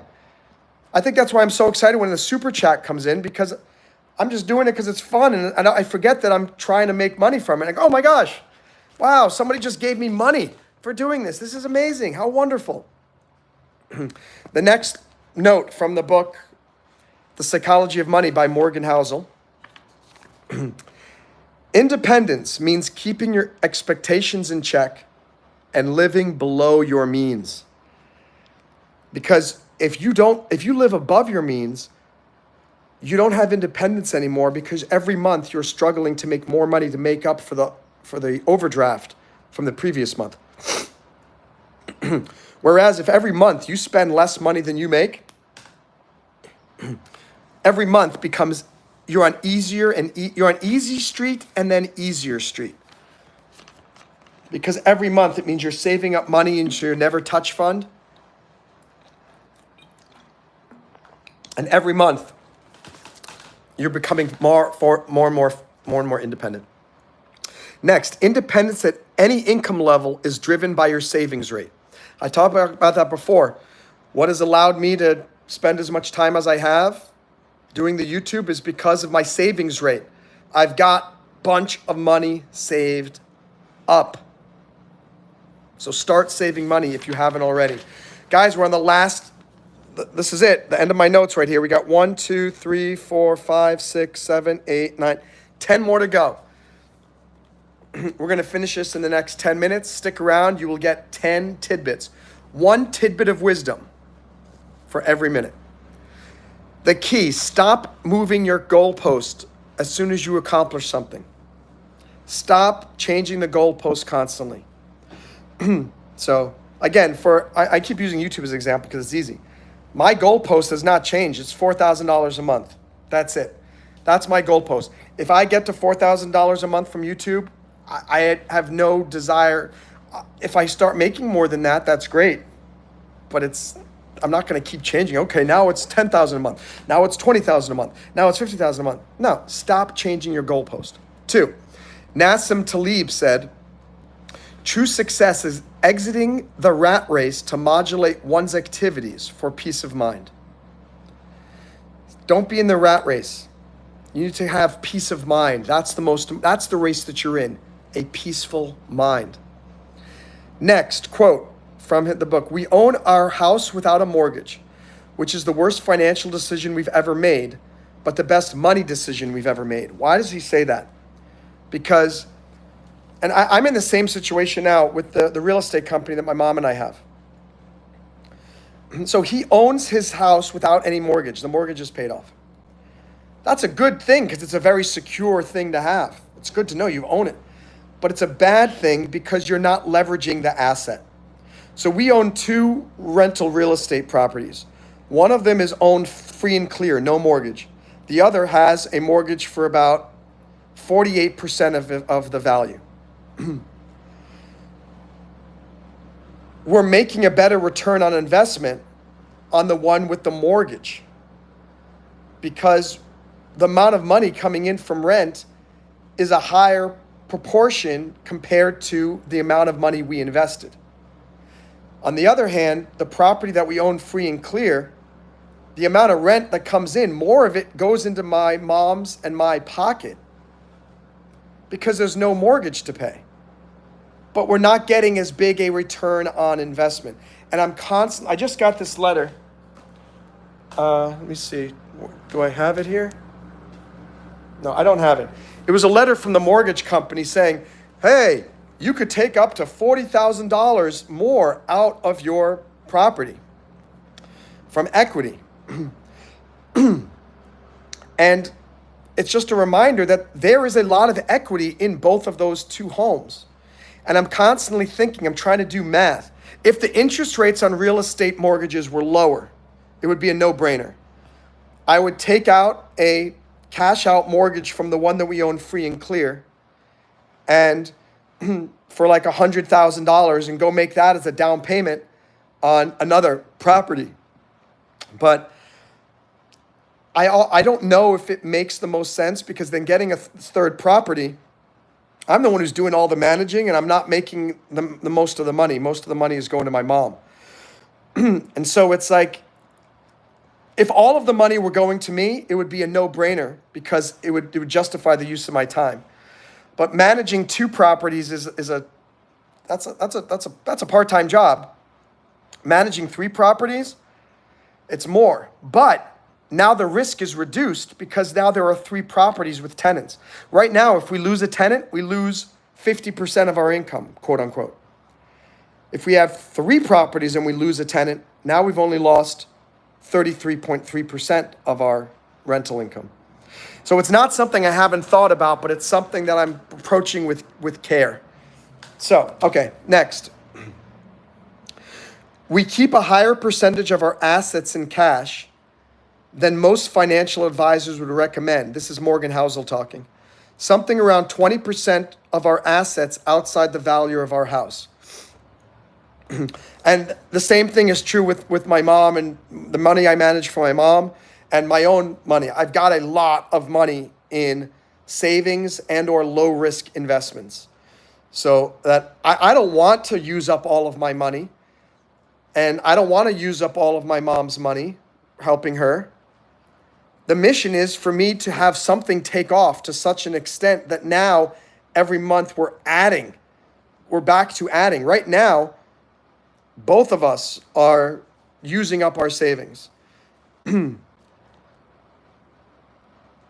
My mission is to get back to the point where both of us, well, not only my mom's investments are making her a net positive every single month, but same thing with me. And I'm hoping it's the YouTube. Maybe it's break diving. Maybe it's one of my other businesses. Maybe it's my coaching. Who knows? But you want to keep a bunch of your money off to the side because you don't know what's going to happen. There are Black Swan events. Black Swan is their first book by this guy, Nassim Taleb, who I just gave a quote from before.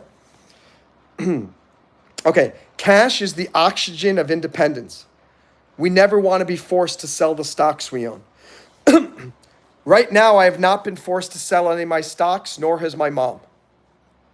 But 2025 is the year, I'd say probably a year and a half. I need to turn things around to create a net positive for both her and for me, or both of us are going to have to start selling stocks, which is not a terrible thing.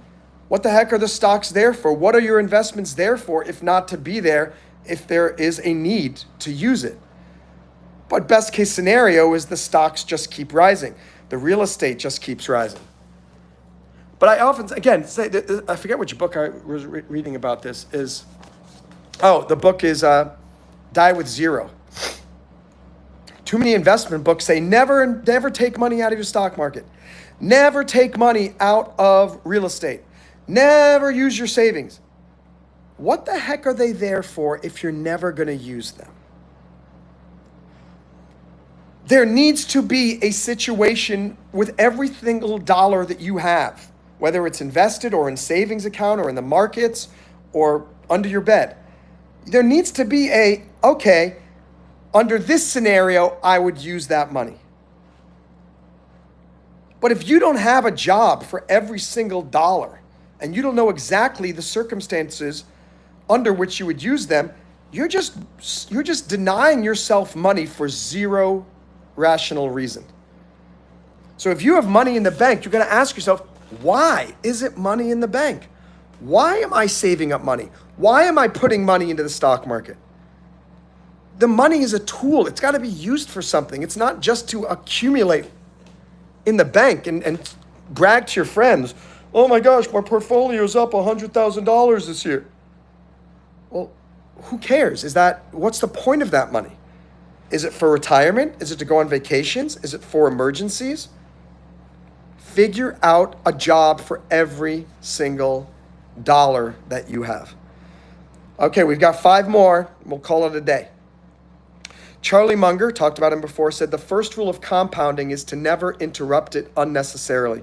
Talked about that a few of these streams ago. Save money, invest money, don't touch it unless you absolutely need to. Next, 85% of large cap active managers did not beat the S&P 500 in any given year. 85% of large cap managers did not beat the S&P 500, which means you probably don't need to hire some financial advisor to invest your money. I've told you this a million times.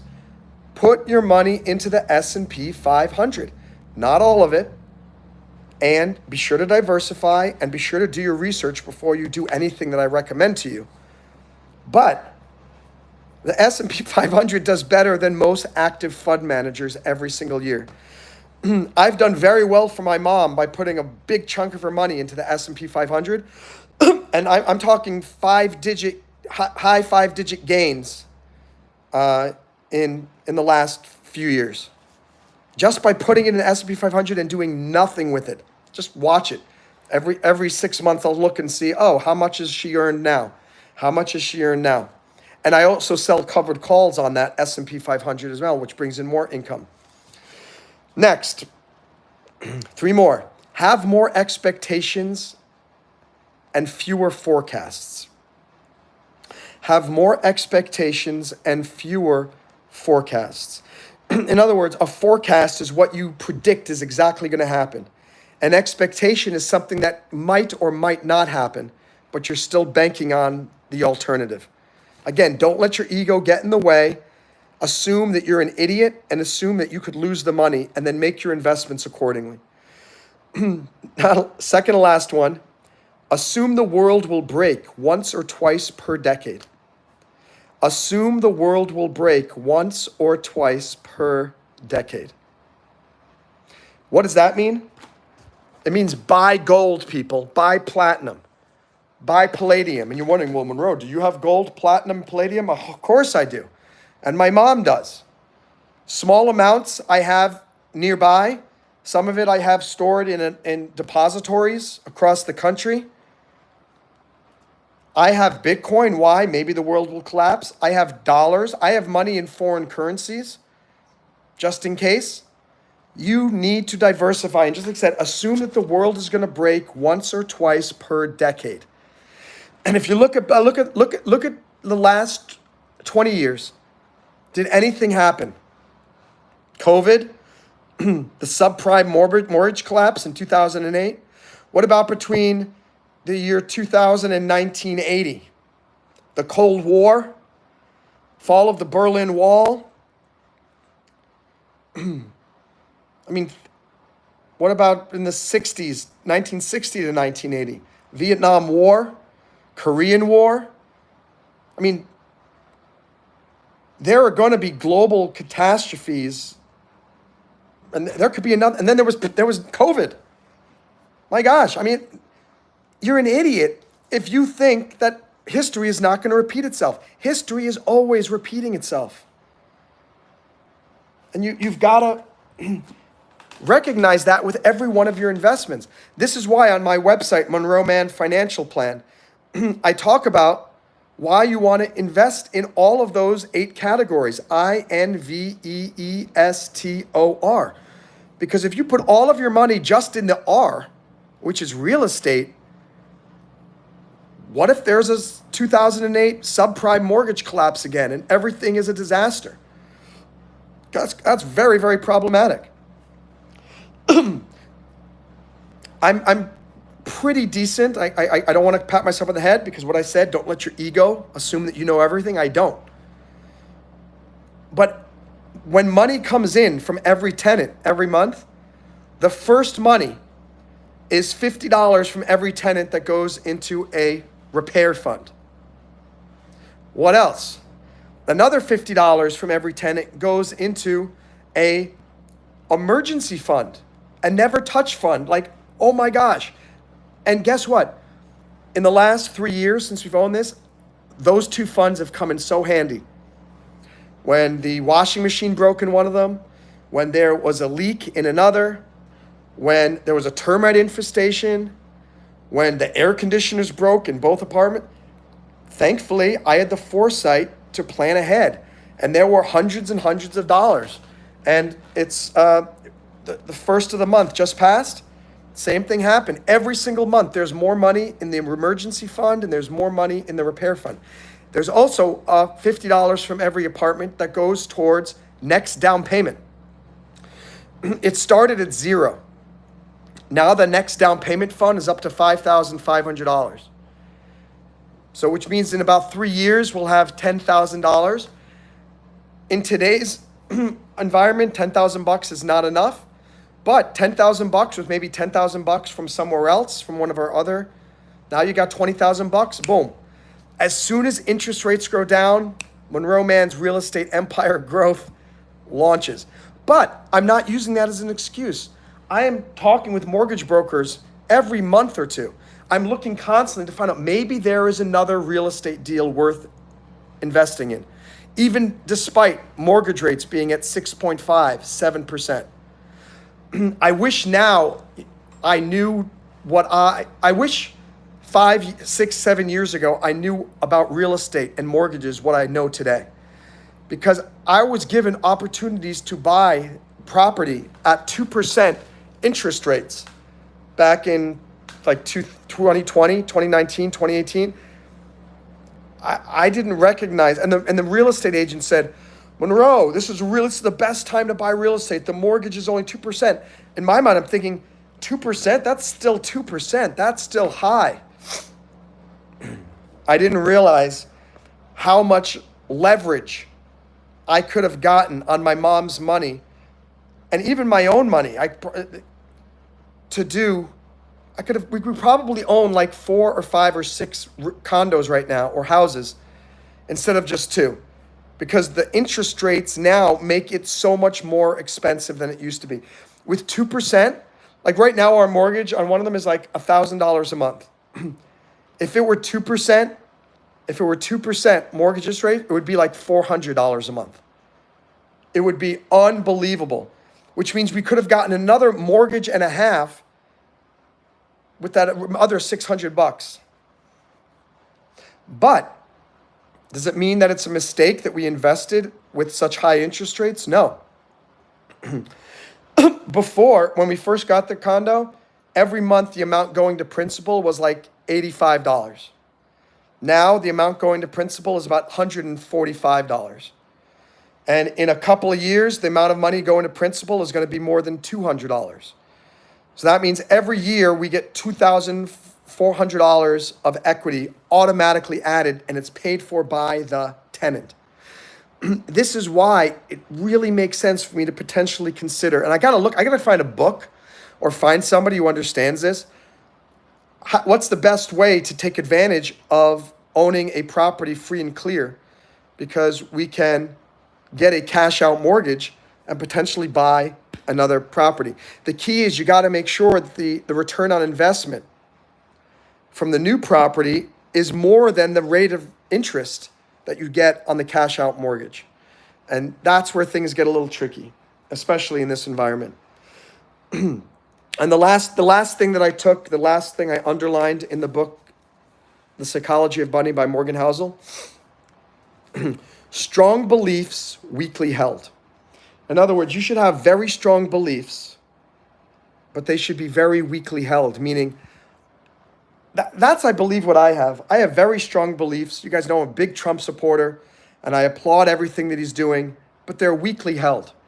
If anybody shares something with me that could potentially change my mind, I will listen. I am constantly evaluating whether my investment strategies are correct. I'm constantly evaluating, is what worked 2 years ago, is that still going to work today? I'm trying to figure out, I have a strong belief that it's very questionable to buy investment real estate when the interest rate is 7%, but it's a weakly held strong belief.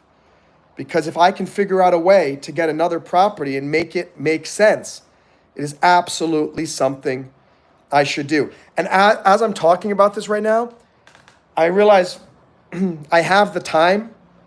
I think this week I'm going to figure out how to buy a third rental real estate property, because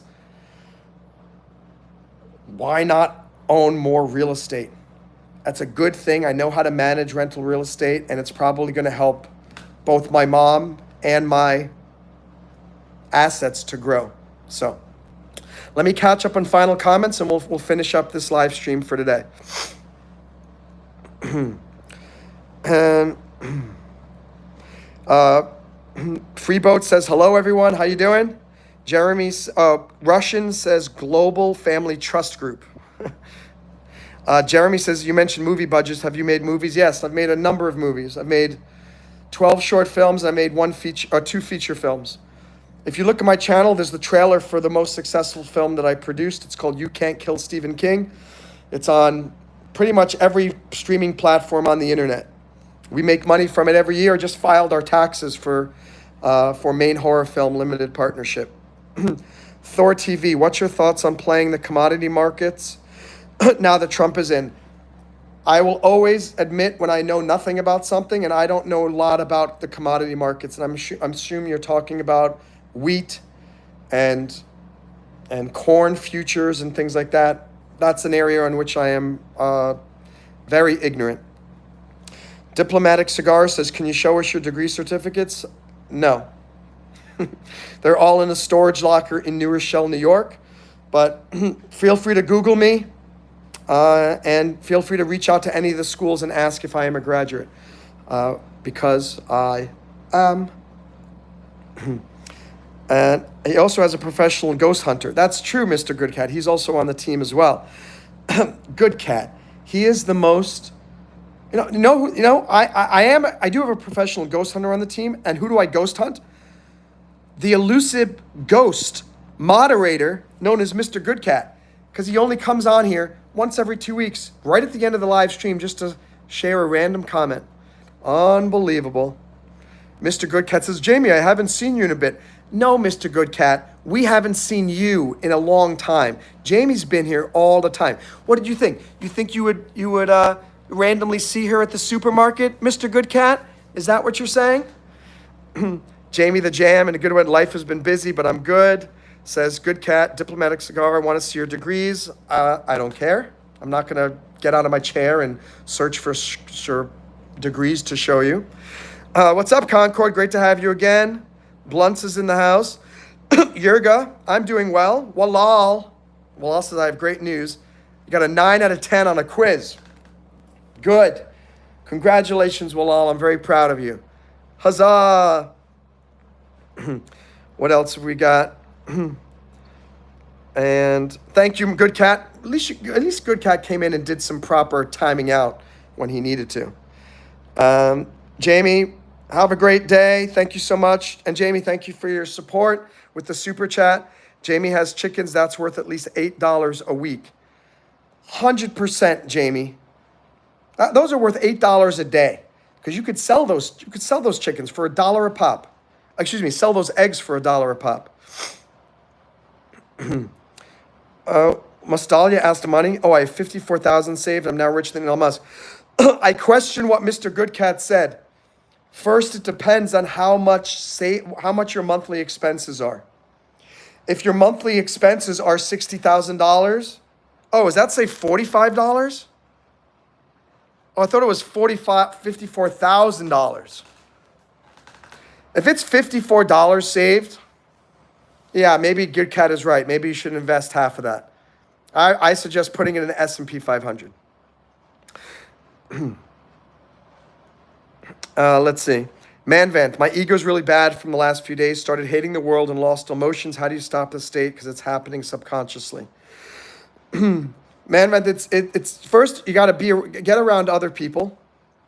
One thing I will share, and it's been a month now that I've actually been on a medication, and I wasn't sure if I wanted to publicly share this when I first started it, but I think I'm going to stay on it. And the doctor supposedly says I have bipolar 2 and that I have bipolar 2 depression. And I feel much better. And I feel better than I have in the last 6-7 years. I'm not out of the woods yet, and I'm still having a lot of emotional challenges, and I wouldn't normally say this, but Manvan, maybe see a psychiatrist and see if something could help you. That's one thing to say. Because I tried to self-medicate through just cognitive behavioral therapy and by trying to cheer myself up and trying to look on the bright side, and literally it did not work. And I used to be the most inspiring, motivational person, and you guys on my YouTube channel know, if you've been with me for the last 7 months, 8 months, you've seen some of the difficult moods that I get in. I have to talk with the psychiatrist in 2 weeks at the 6-week mark to kind of just go over things. I was convinced when I first started that I was going to tell him I don't want to keep taking the medication, because any time over the last 20 years, any doctor's giving me any psychotropic medication, it's been terrible. And it changed my personality. I didn't feel good, but it didn't have really an effect on me. This one actually is. So that's one thing, Manvath. Maybe speak to somebody, a psychiatrist in India. And I used to be very antidepressants. And I used to be very critical of them. I still am in it to agree where I believe too many people get prescribed them as a first resort, and they get prescribed them at a dose far beyond what they need. Like I am on the very tiniest, lowest dose, and I may talk to the doctor and say, I don't even know if I want to go up any higher because this seems to be working. But that aside, man, Van, be around other people, talk to other people. Man, Van, I know you're a very solitary person. And I don't know if it's true, but I can envision you being someone who's only playing chess.com with internet friends and only on YouTube watching YouTube live streamers like me. You need to get out into the world and talk to people. It happens with me too. I need to be around other people. And what else helps? Something else that's happened in the last month that I think has been positive. My YouTube channel is starting to grow again. My company Breakdiving, we're releasing our app in 2 months. I found this company Upwork, and I think I'm going to be very, very successful finding clients on there. I've taken action, and I have a good plan for the future. These next 3 months, I'm excited about. And I haven't been excited about things in a very, very long time. I'm excited about potentially trying to get a third a real estate property with my mom. I'm excited about seeing this YouTube channel got to 5,000 subscribers, and then it blew past it in one day to 5,240. Let me look at what I am now. I mean, I know I got more. It used to be I would do some live stream. I would do a live stream and I'd get no new subscribers. Now, I'm getting them constantly. So, I mean, there's a lot of hope in my life. I just want to look and just see what we're up to right now. I was at 5,249 before I did this live stream. 5,273. Like something is happening. It could be that it's the year of the snake, the Chinese zodiac, and I am a snake, born in 1977. And the Chinese New Year basically just started like about a week ago. And now things are doing better with breakdiving. And I'm excited about I'm setting up breakdiving as an agency account on Upwork. And so I'm going to be the first coach. And then I'm going to bring on other people to be breakdiving coaches as well. And they need to certify their credentials through the breakdiving dive certification process. And it's kind of like things are kind of coming full circle and starting to gel finally. Why am I sharing this with you, Manvan? Because sometimes when you hate the world and you lose emotions and you feel really bad, it's because you don't have enthusiasm for what's going on. You don't have any hope for the future. What I think you need to do is go hang out with other people, go get out of the house. Sometimes even me just going to the movie theater by myself gets me out of a bad mood because I will go talk to the ticket sale person. Maybe I'll talk to some people in the theater. Being in the theater makes me feel like I'm out and about and doing something. But more importantly than that, try to come up with 5 things that you want to do over the next few months. 5 really exciting things that give you a little bit of hope and put some pep in your step. So those are my general thoughts. And don't be concerned about going to see a psychiatrist.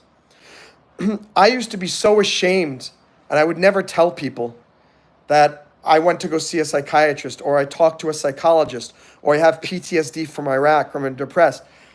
I'm very grateful to share my depression and I'm not grateful. I'm excited and honored to share my emotional challenges, my depression, sometimes my feelings of worthlessness, because I want you to know that you're not the only person who feels that way.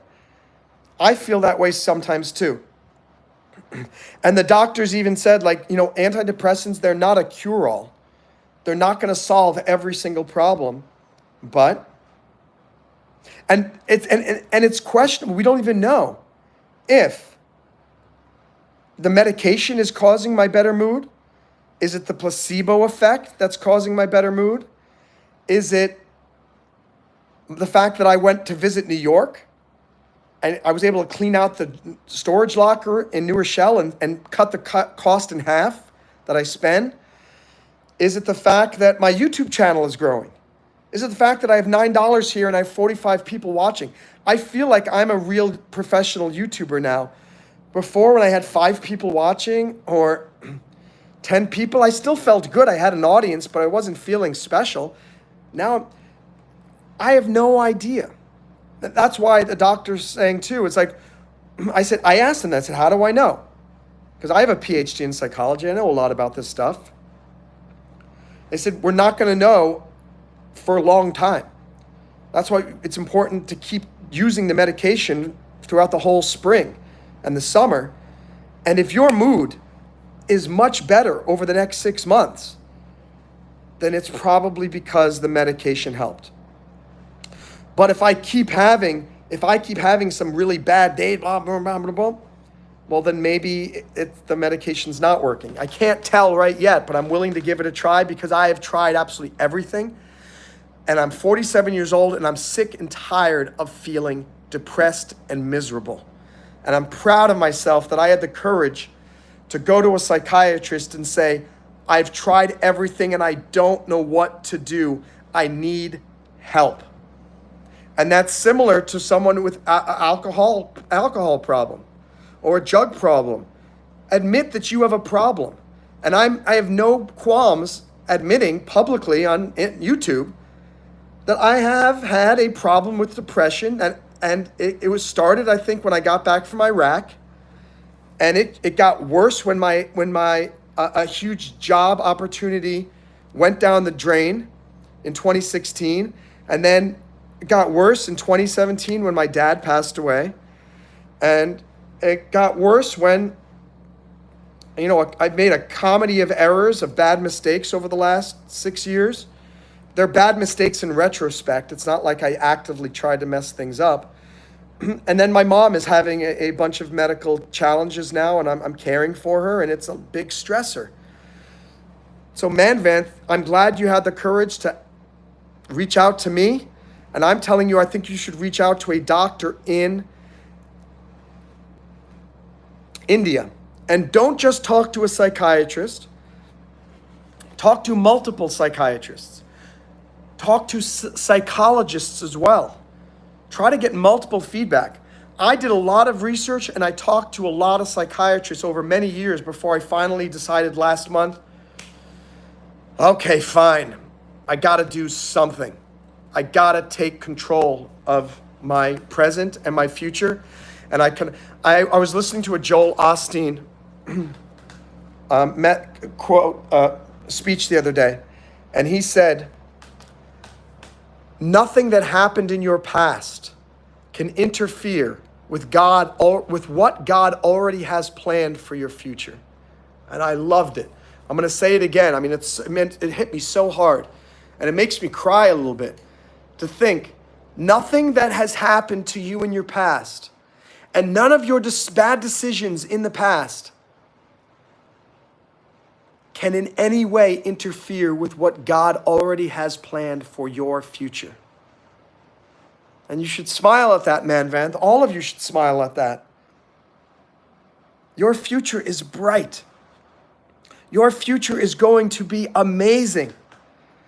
God has big plans for you. I believe that God has big plans for you. Now, as they say, God helps those who helps themselves. They say that. But I think it's God helps those who recognize that God is there helping you. Look for your opportunities. Look for the evidence that God is there to help you. Manvanth, God is there. And if you don't believe in God, maybe you should believe in God. God loves you. God cares for you. God is trying to push you towards the solution. I don't know yet if taking this medication is the solution. But this last month, I have been feeling much better. And maybe God has been trying to push me towards this solution for 15 years, but I let my ego, to bring this all full circle, get in the way. I let my egos declare, I'm strong. There's nothing wrong with my brain. I'm a smart, amazing person. I don't need a handicapped drug to help me feel better. That means there's something wrong with me. I'm psychotic. No, I think I was psychotic for refusing to look at the signs saying, Monroe, you need help. And, all right, let me look at the comments. Let's see. What's up, Daniel? How are you? What's up, Mastalia? Samuel says, amen. Daniel says, going to the nature. Going to nature can help too. 100%. Absolutely. What is that on your neck? It's just a necklace that I got when I was in Jamaica. When I was in high school, I had this really cool necklace. No, not in high school. In 2001, my family and I, my mom and my sisters and I went to Cancun, Mexico. And I got this really cool seashell necklace. Like, it was very small though. It was kind of like this. And I loved it so much. And it broke and I never got it replaced. And then when I was in Jamaica, I saw this and I thought, oh my gosh, that looks really nice. And it kind of reminded me of my childhood necklace. Sports is a great healer. All of these are great suggestions. Go out in nature, go do sports. Yesterday, you guys know that I went, after the live stream, I went out on my bike. I went on a big 30-minute, really hard bike ride, getting my heart really pumping. Then I went to the ocean. I left my bike on the beach and just went swimming in the ocean. I did a live stream from the beach. I always tend to feel better after riding my bike and going to the beach. And what else do I love to do? These live streams. I don't know if you ever noticed, but I sometimes I might start a live stream sad or in a mood. But once I get going, I just get going. Brian says hopeless. Church maybe. Church can help. Absolutely. Am I wearing matching trousers? No, I'm wearing some gray shorts. What's up, Burger Sleuth? Social worker in the house. XAX says, do not see any of those people. Do not get a medication. You're a baby if you take medication. I used to believe that too. I used to believe that people who take medication are somehow weak. But you don't criticize somebody for taking ibuprofen if they have a headache. And you don't criticize somebody for taking anti-cholesterol drugs if they have high cholesterol. And you don't criticize people for taking a drug to help avoid rejection of a heart transplant. Yet you're going to criticize somebody who takes a drug for mental health reasons. I have graduated from that belief. And I'm realizing that I think it takes a strong person to admit that he or she has a problem and that maybe medication can help. And medication is not the be-all and end-all. I still have a lot of problems, and again, I don't even know if that's why I'm feeling better. It doesn't solve your problems, it just helps you to manage your problems better. All of the problems that I've been talking about for the last 6 months, they still remain, but I've been more productive in the last month. I've been able to get things done more easily. When I wake up in the morning, I'm not so overwhelmed with grief that I can't function. That's the benefit of potentially some of these psychotropic drugs. X says, go to the movies, not medication. But this is what I'm saying, is maybe movies is medication. All of these things are medication. Going to the movies, hanging out with friends, going to church, listening to God. It's an interesting thought. I mean, the Christians, and I'm a Christian, every religious faith says, go trust in God, go to church, go pray, go read the Bible, and that'll solve your problems. But I'm starting to realize maybe maybe God was trying to tell me to go and take some medication. Maybe that was the way, and the medication is making me look at again, I don't know what it is, but I have a much better outlook. And I think, let me just do a poll. Do I have a better mood these last 4 weeks than last 4 months? Now, this is a tough question because many of you might be new here, but for those of you who know me, I'm curious. It's the same question I asked when I was in New York. Am I in a better mood than I'm in New York? I don't know if I was in a better mood because I was in New York or it's because I was using the medication and in New York and I was able to appreciate New York better. I don't know. All right, let me see.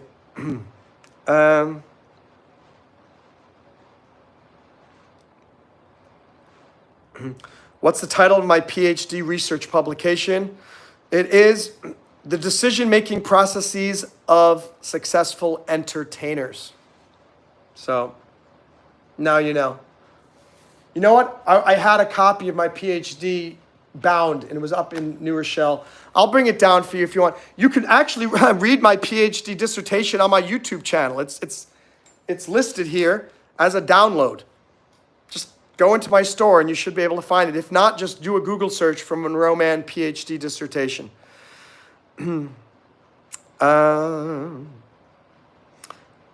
Yeah, Danny, I do like the Trump's Gaza plan. You look like it. Is my PhD fake? No. So Brian says meds don't work, they're a placebo. It could very well may be the case, but it's not true. Do you know how you know that? Because ibuprofen does take the pain away. Morphine takes the pain away. Hydrocodone takes the pain away physically. So it stands to logic that psychotropic medications, some of them can actually have a positive benefit on your mind. And all of these, oh my gosh, that scared me. Hold on. Hey, Mom, I'm still on the live stream. I'll call you back when I'm done. Anytime, bye. Bye. They do blind test with placebos. They don't FDA approve these medications unless they do they have a significantly better result than the placebos. If the placebos had a better result than the test, they don't get FDA approved. So, Brian, that doesn't make any sense. And I love all these spammers. They're so great. Let's see. Of course, Danny, you do need more than meds in general, but you're talking about me, that I need more than meds. And you're right. I need support. I need friends. I need social contact. I need a good relationship with God. I need a good mission in life. I need a sense of hope. All of those things. Bao Fruit says, I think your ideas are crazy, but I'm glad for you that your mental health is in a better place. Thank you, Bao Fruit. I don't know what baobab fruit is. What's baobab? Is that a type of fruit? Really? And you know what's funny? I'm happy that it's fine if you think my ideas are crazy. I probably think your ideas are crazy, baobab. But that's the beauty of a good discourse, is that we can disagree and try to learn from each other and try to learn from each other. Jeff says they don't make good drugs anymore. Let me see if there's anything. Manvanth says, thanks a lot for everything. You're very welcome, Manvanth. I'm happy to support you. You're my friend, and you're my break diver, and you're my YouTube supporter. Thanks, Olga. Yeah, Jeff says, even beer doesn't work anymore. Well, those of you, that's the thing. The people who say that these psychotropic drugs don't work, they're more than happy to drink beer to forget their troubles. I'm much prouder to take a antidepressant drug that allows me to manage my problems and solve them than to drink beer and get drunk and just forget my problems and then wake up with a hangover. And so a lot of these criticisms are unwarranted. Let me see. Thanks, Olga. Well, Jeff, LSD, they've done a lot of studies recently. I haven't done any LSD. I never have. And I've never done any illegal drugs. I've never even smoked marijuana. But they have done studies that limited doses of LSD could potentially help with serious depression. I don't have major depressive disorder. I am not bipolar 1. I am not unable to function because of my mental difficulties. It's just very painful. And I've said to people before, if people who do not know what depression is like cannot be part of the discussion because they minimize what we feel. And when you are suffering from horrible depression, you hate yourself. You hate life. You feel like there's no point in living. You feel like nothing is going to get better. You don't see sun shining anywhere. And so that's why I'm at this point. I used to not want to take any antidepressants because I had all these dreams to be in all these different law enforcement jobs and military jobs and things like that. I kind of got to the point where you're saying, you know what? Enough suffering, Monroe.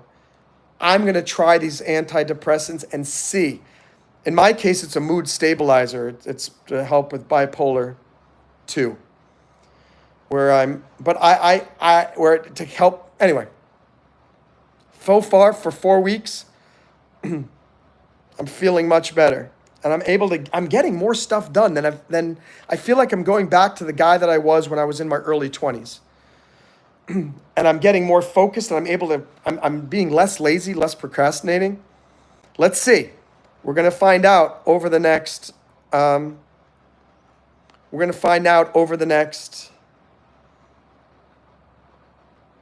to 4 months. We'll see what happens.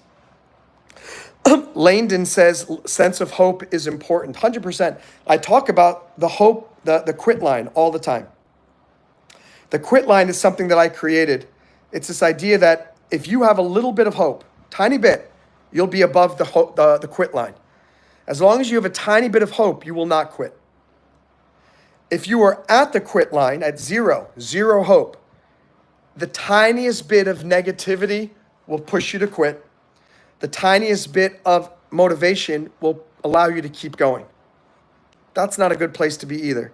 The worst place to be is when your hope level is below the quit line, down here. Because then nothing that you do is going to encourage you. You are going to quit, 100%.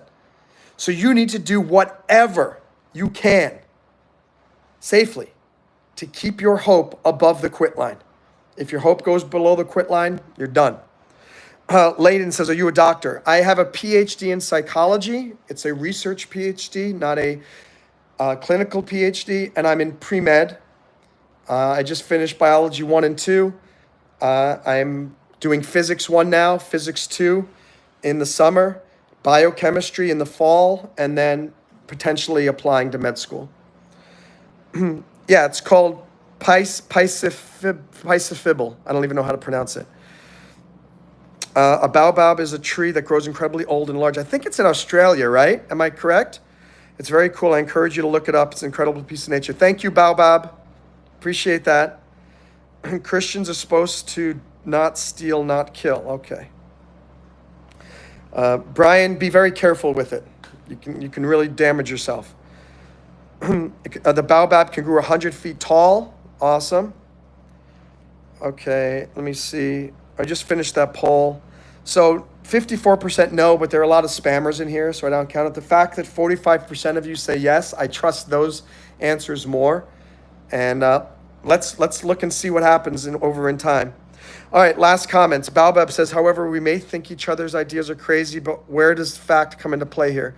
What do you personally need to see to change your mind? When is it enough evidence contrary to your belief? We could have a whole live stream about that, Baobab. And I don't know the answer right now, but you need enough evidence to move you over the line from disbelief to belief. But this is, again, why I'm happy to listen to other people's perspectives, as long as it's respectful and they're trying to give. I want food for thought, 100%. I could see arguments for universal health care. I see arguments for private health care.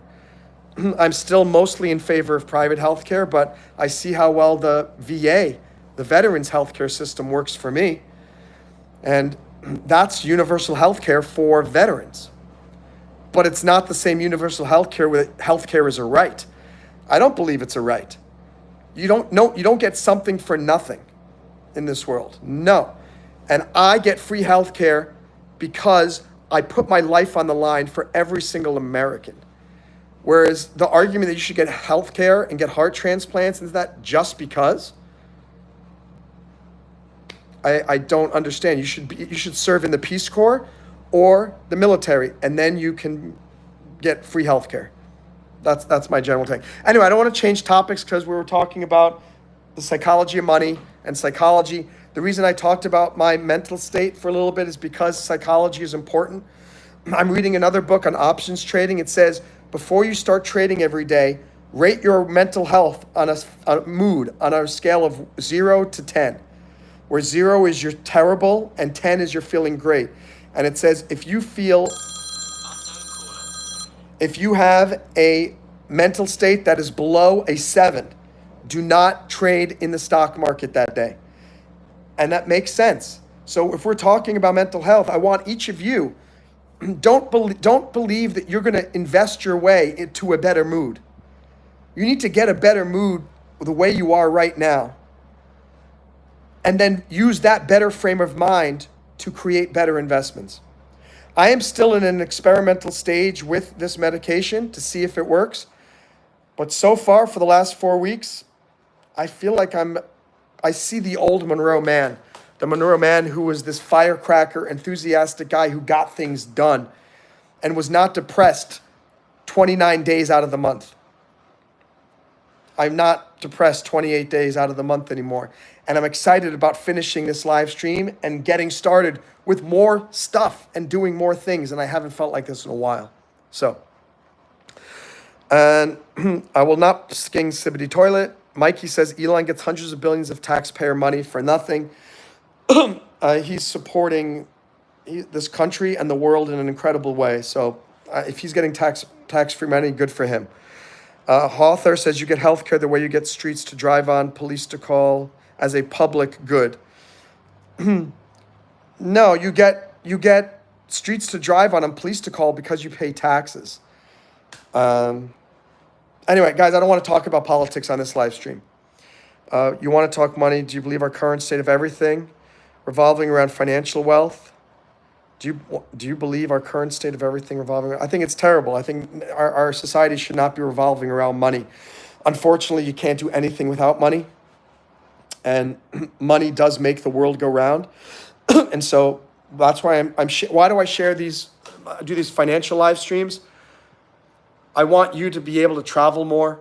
I want you to be able to do the things that you want to do. I want you to be able to support and help your family, help your friends. And I want you to feel like you're living your life for yourself and God, not to make your employer rich. And too many employers treat their staff terribly. You guys will find I'm not a typical Trump supporter or Republican or super MAGA. I'm very even-handed and fair. I'm a big capitalist, but as someone who runs companies and who also has been an employee many times and in the military, leaders treat their subordinates like crap so often, and it's absolutely terrible. All right, I can't talk anymore. My voice is killing me. Guys, great to see you. Thanks for your support. This was the last one in this series of Rose Reads, which was The Psychology of Money by Morgan Housel. I encourage you to go look at all of the other ones in the Rose Reads playlist, and you'll find all of the other live streams I did talking about this book. I don't know what Kasamba is. Bye, Mastalia. And thank you, Olga, always for your support. I greatly appreciate that. And love you guys. Thank you for your support. Thanks for subscribing to my channel. And thanks for helping me to become a professional YouTube live streamer. Bye.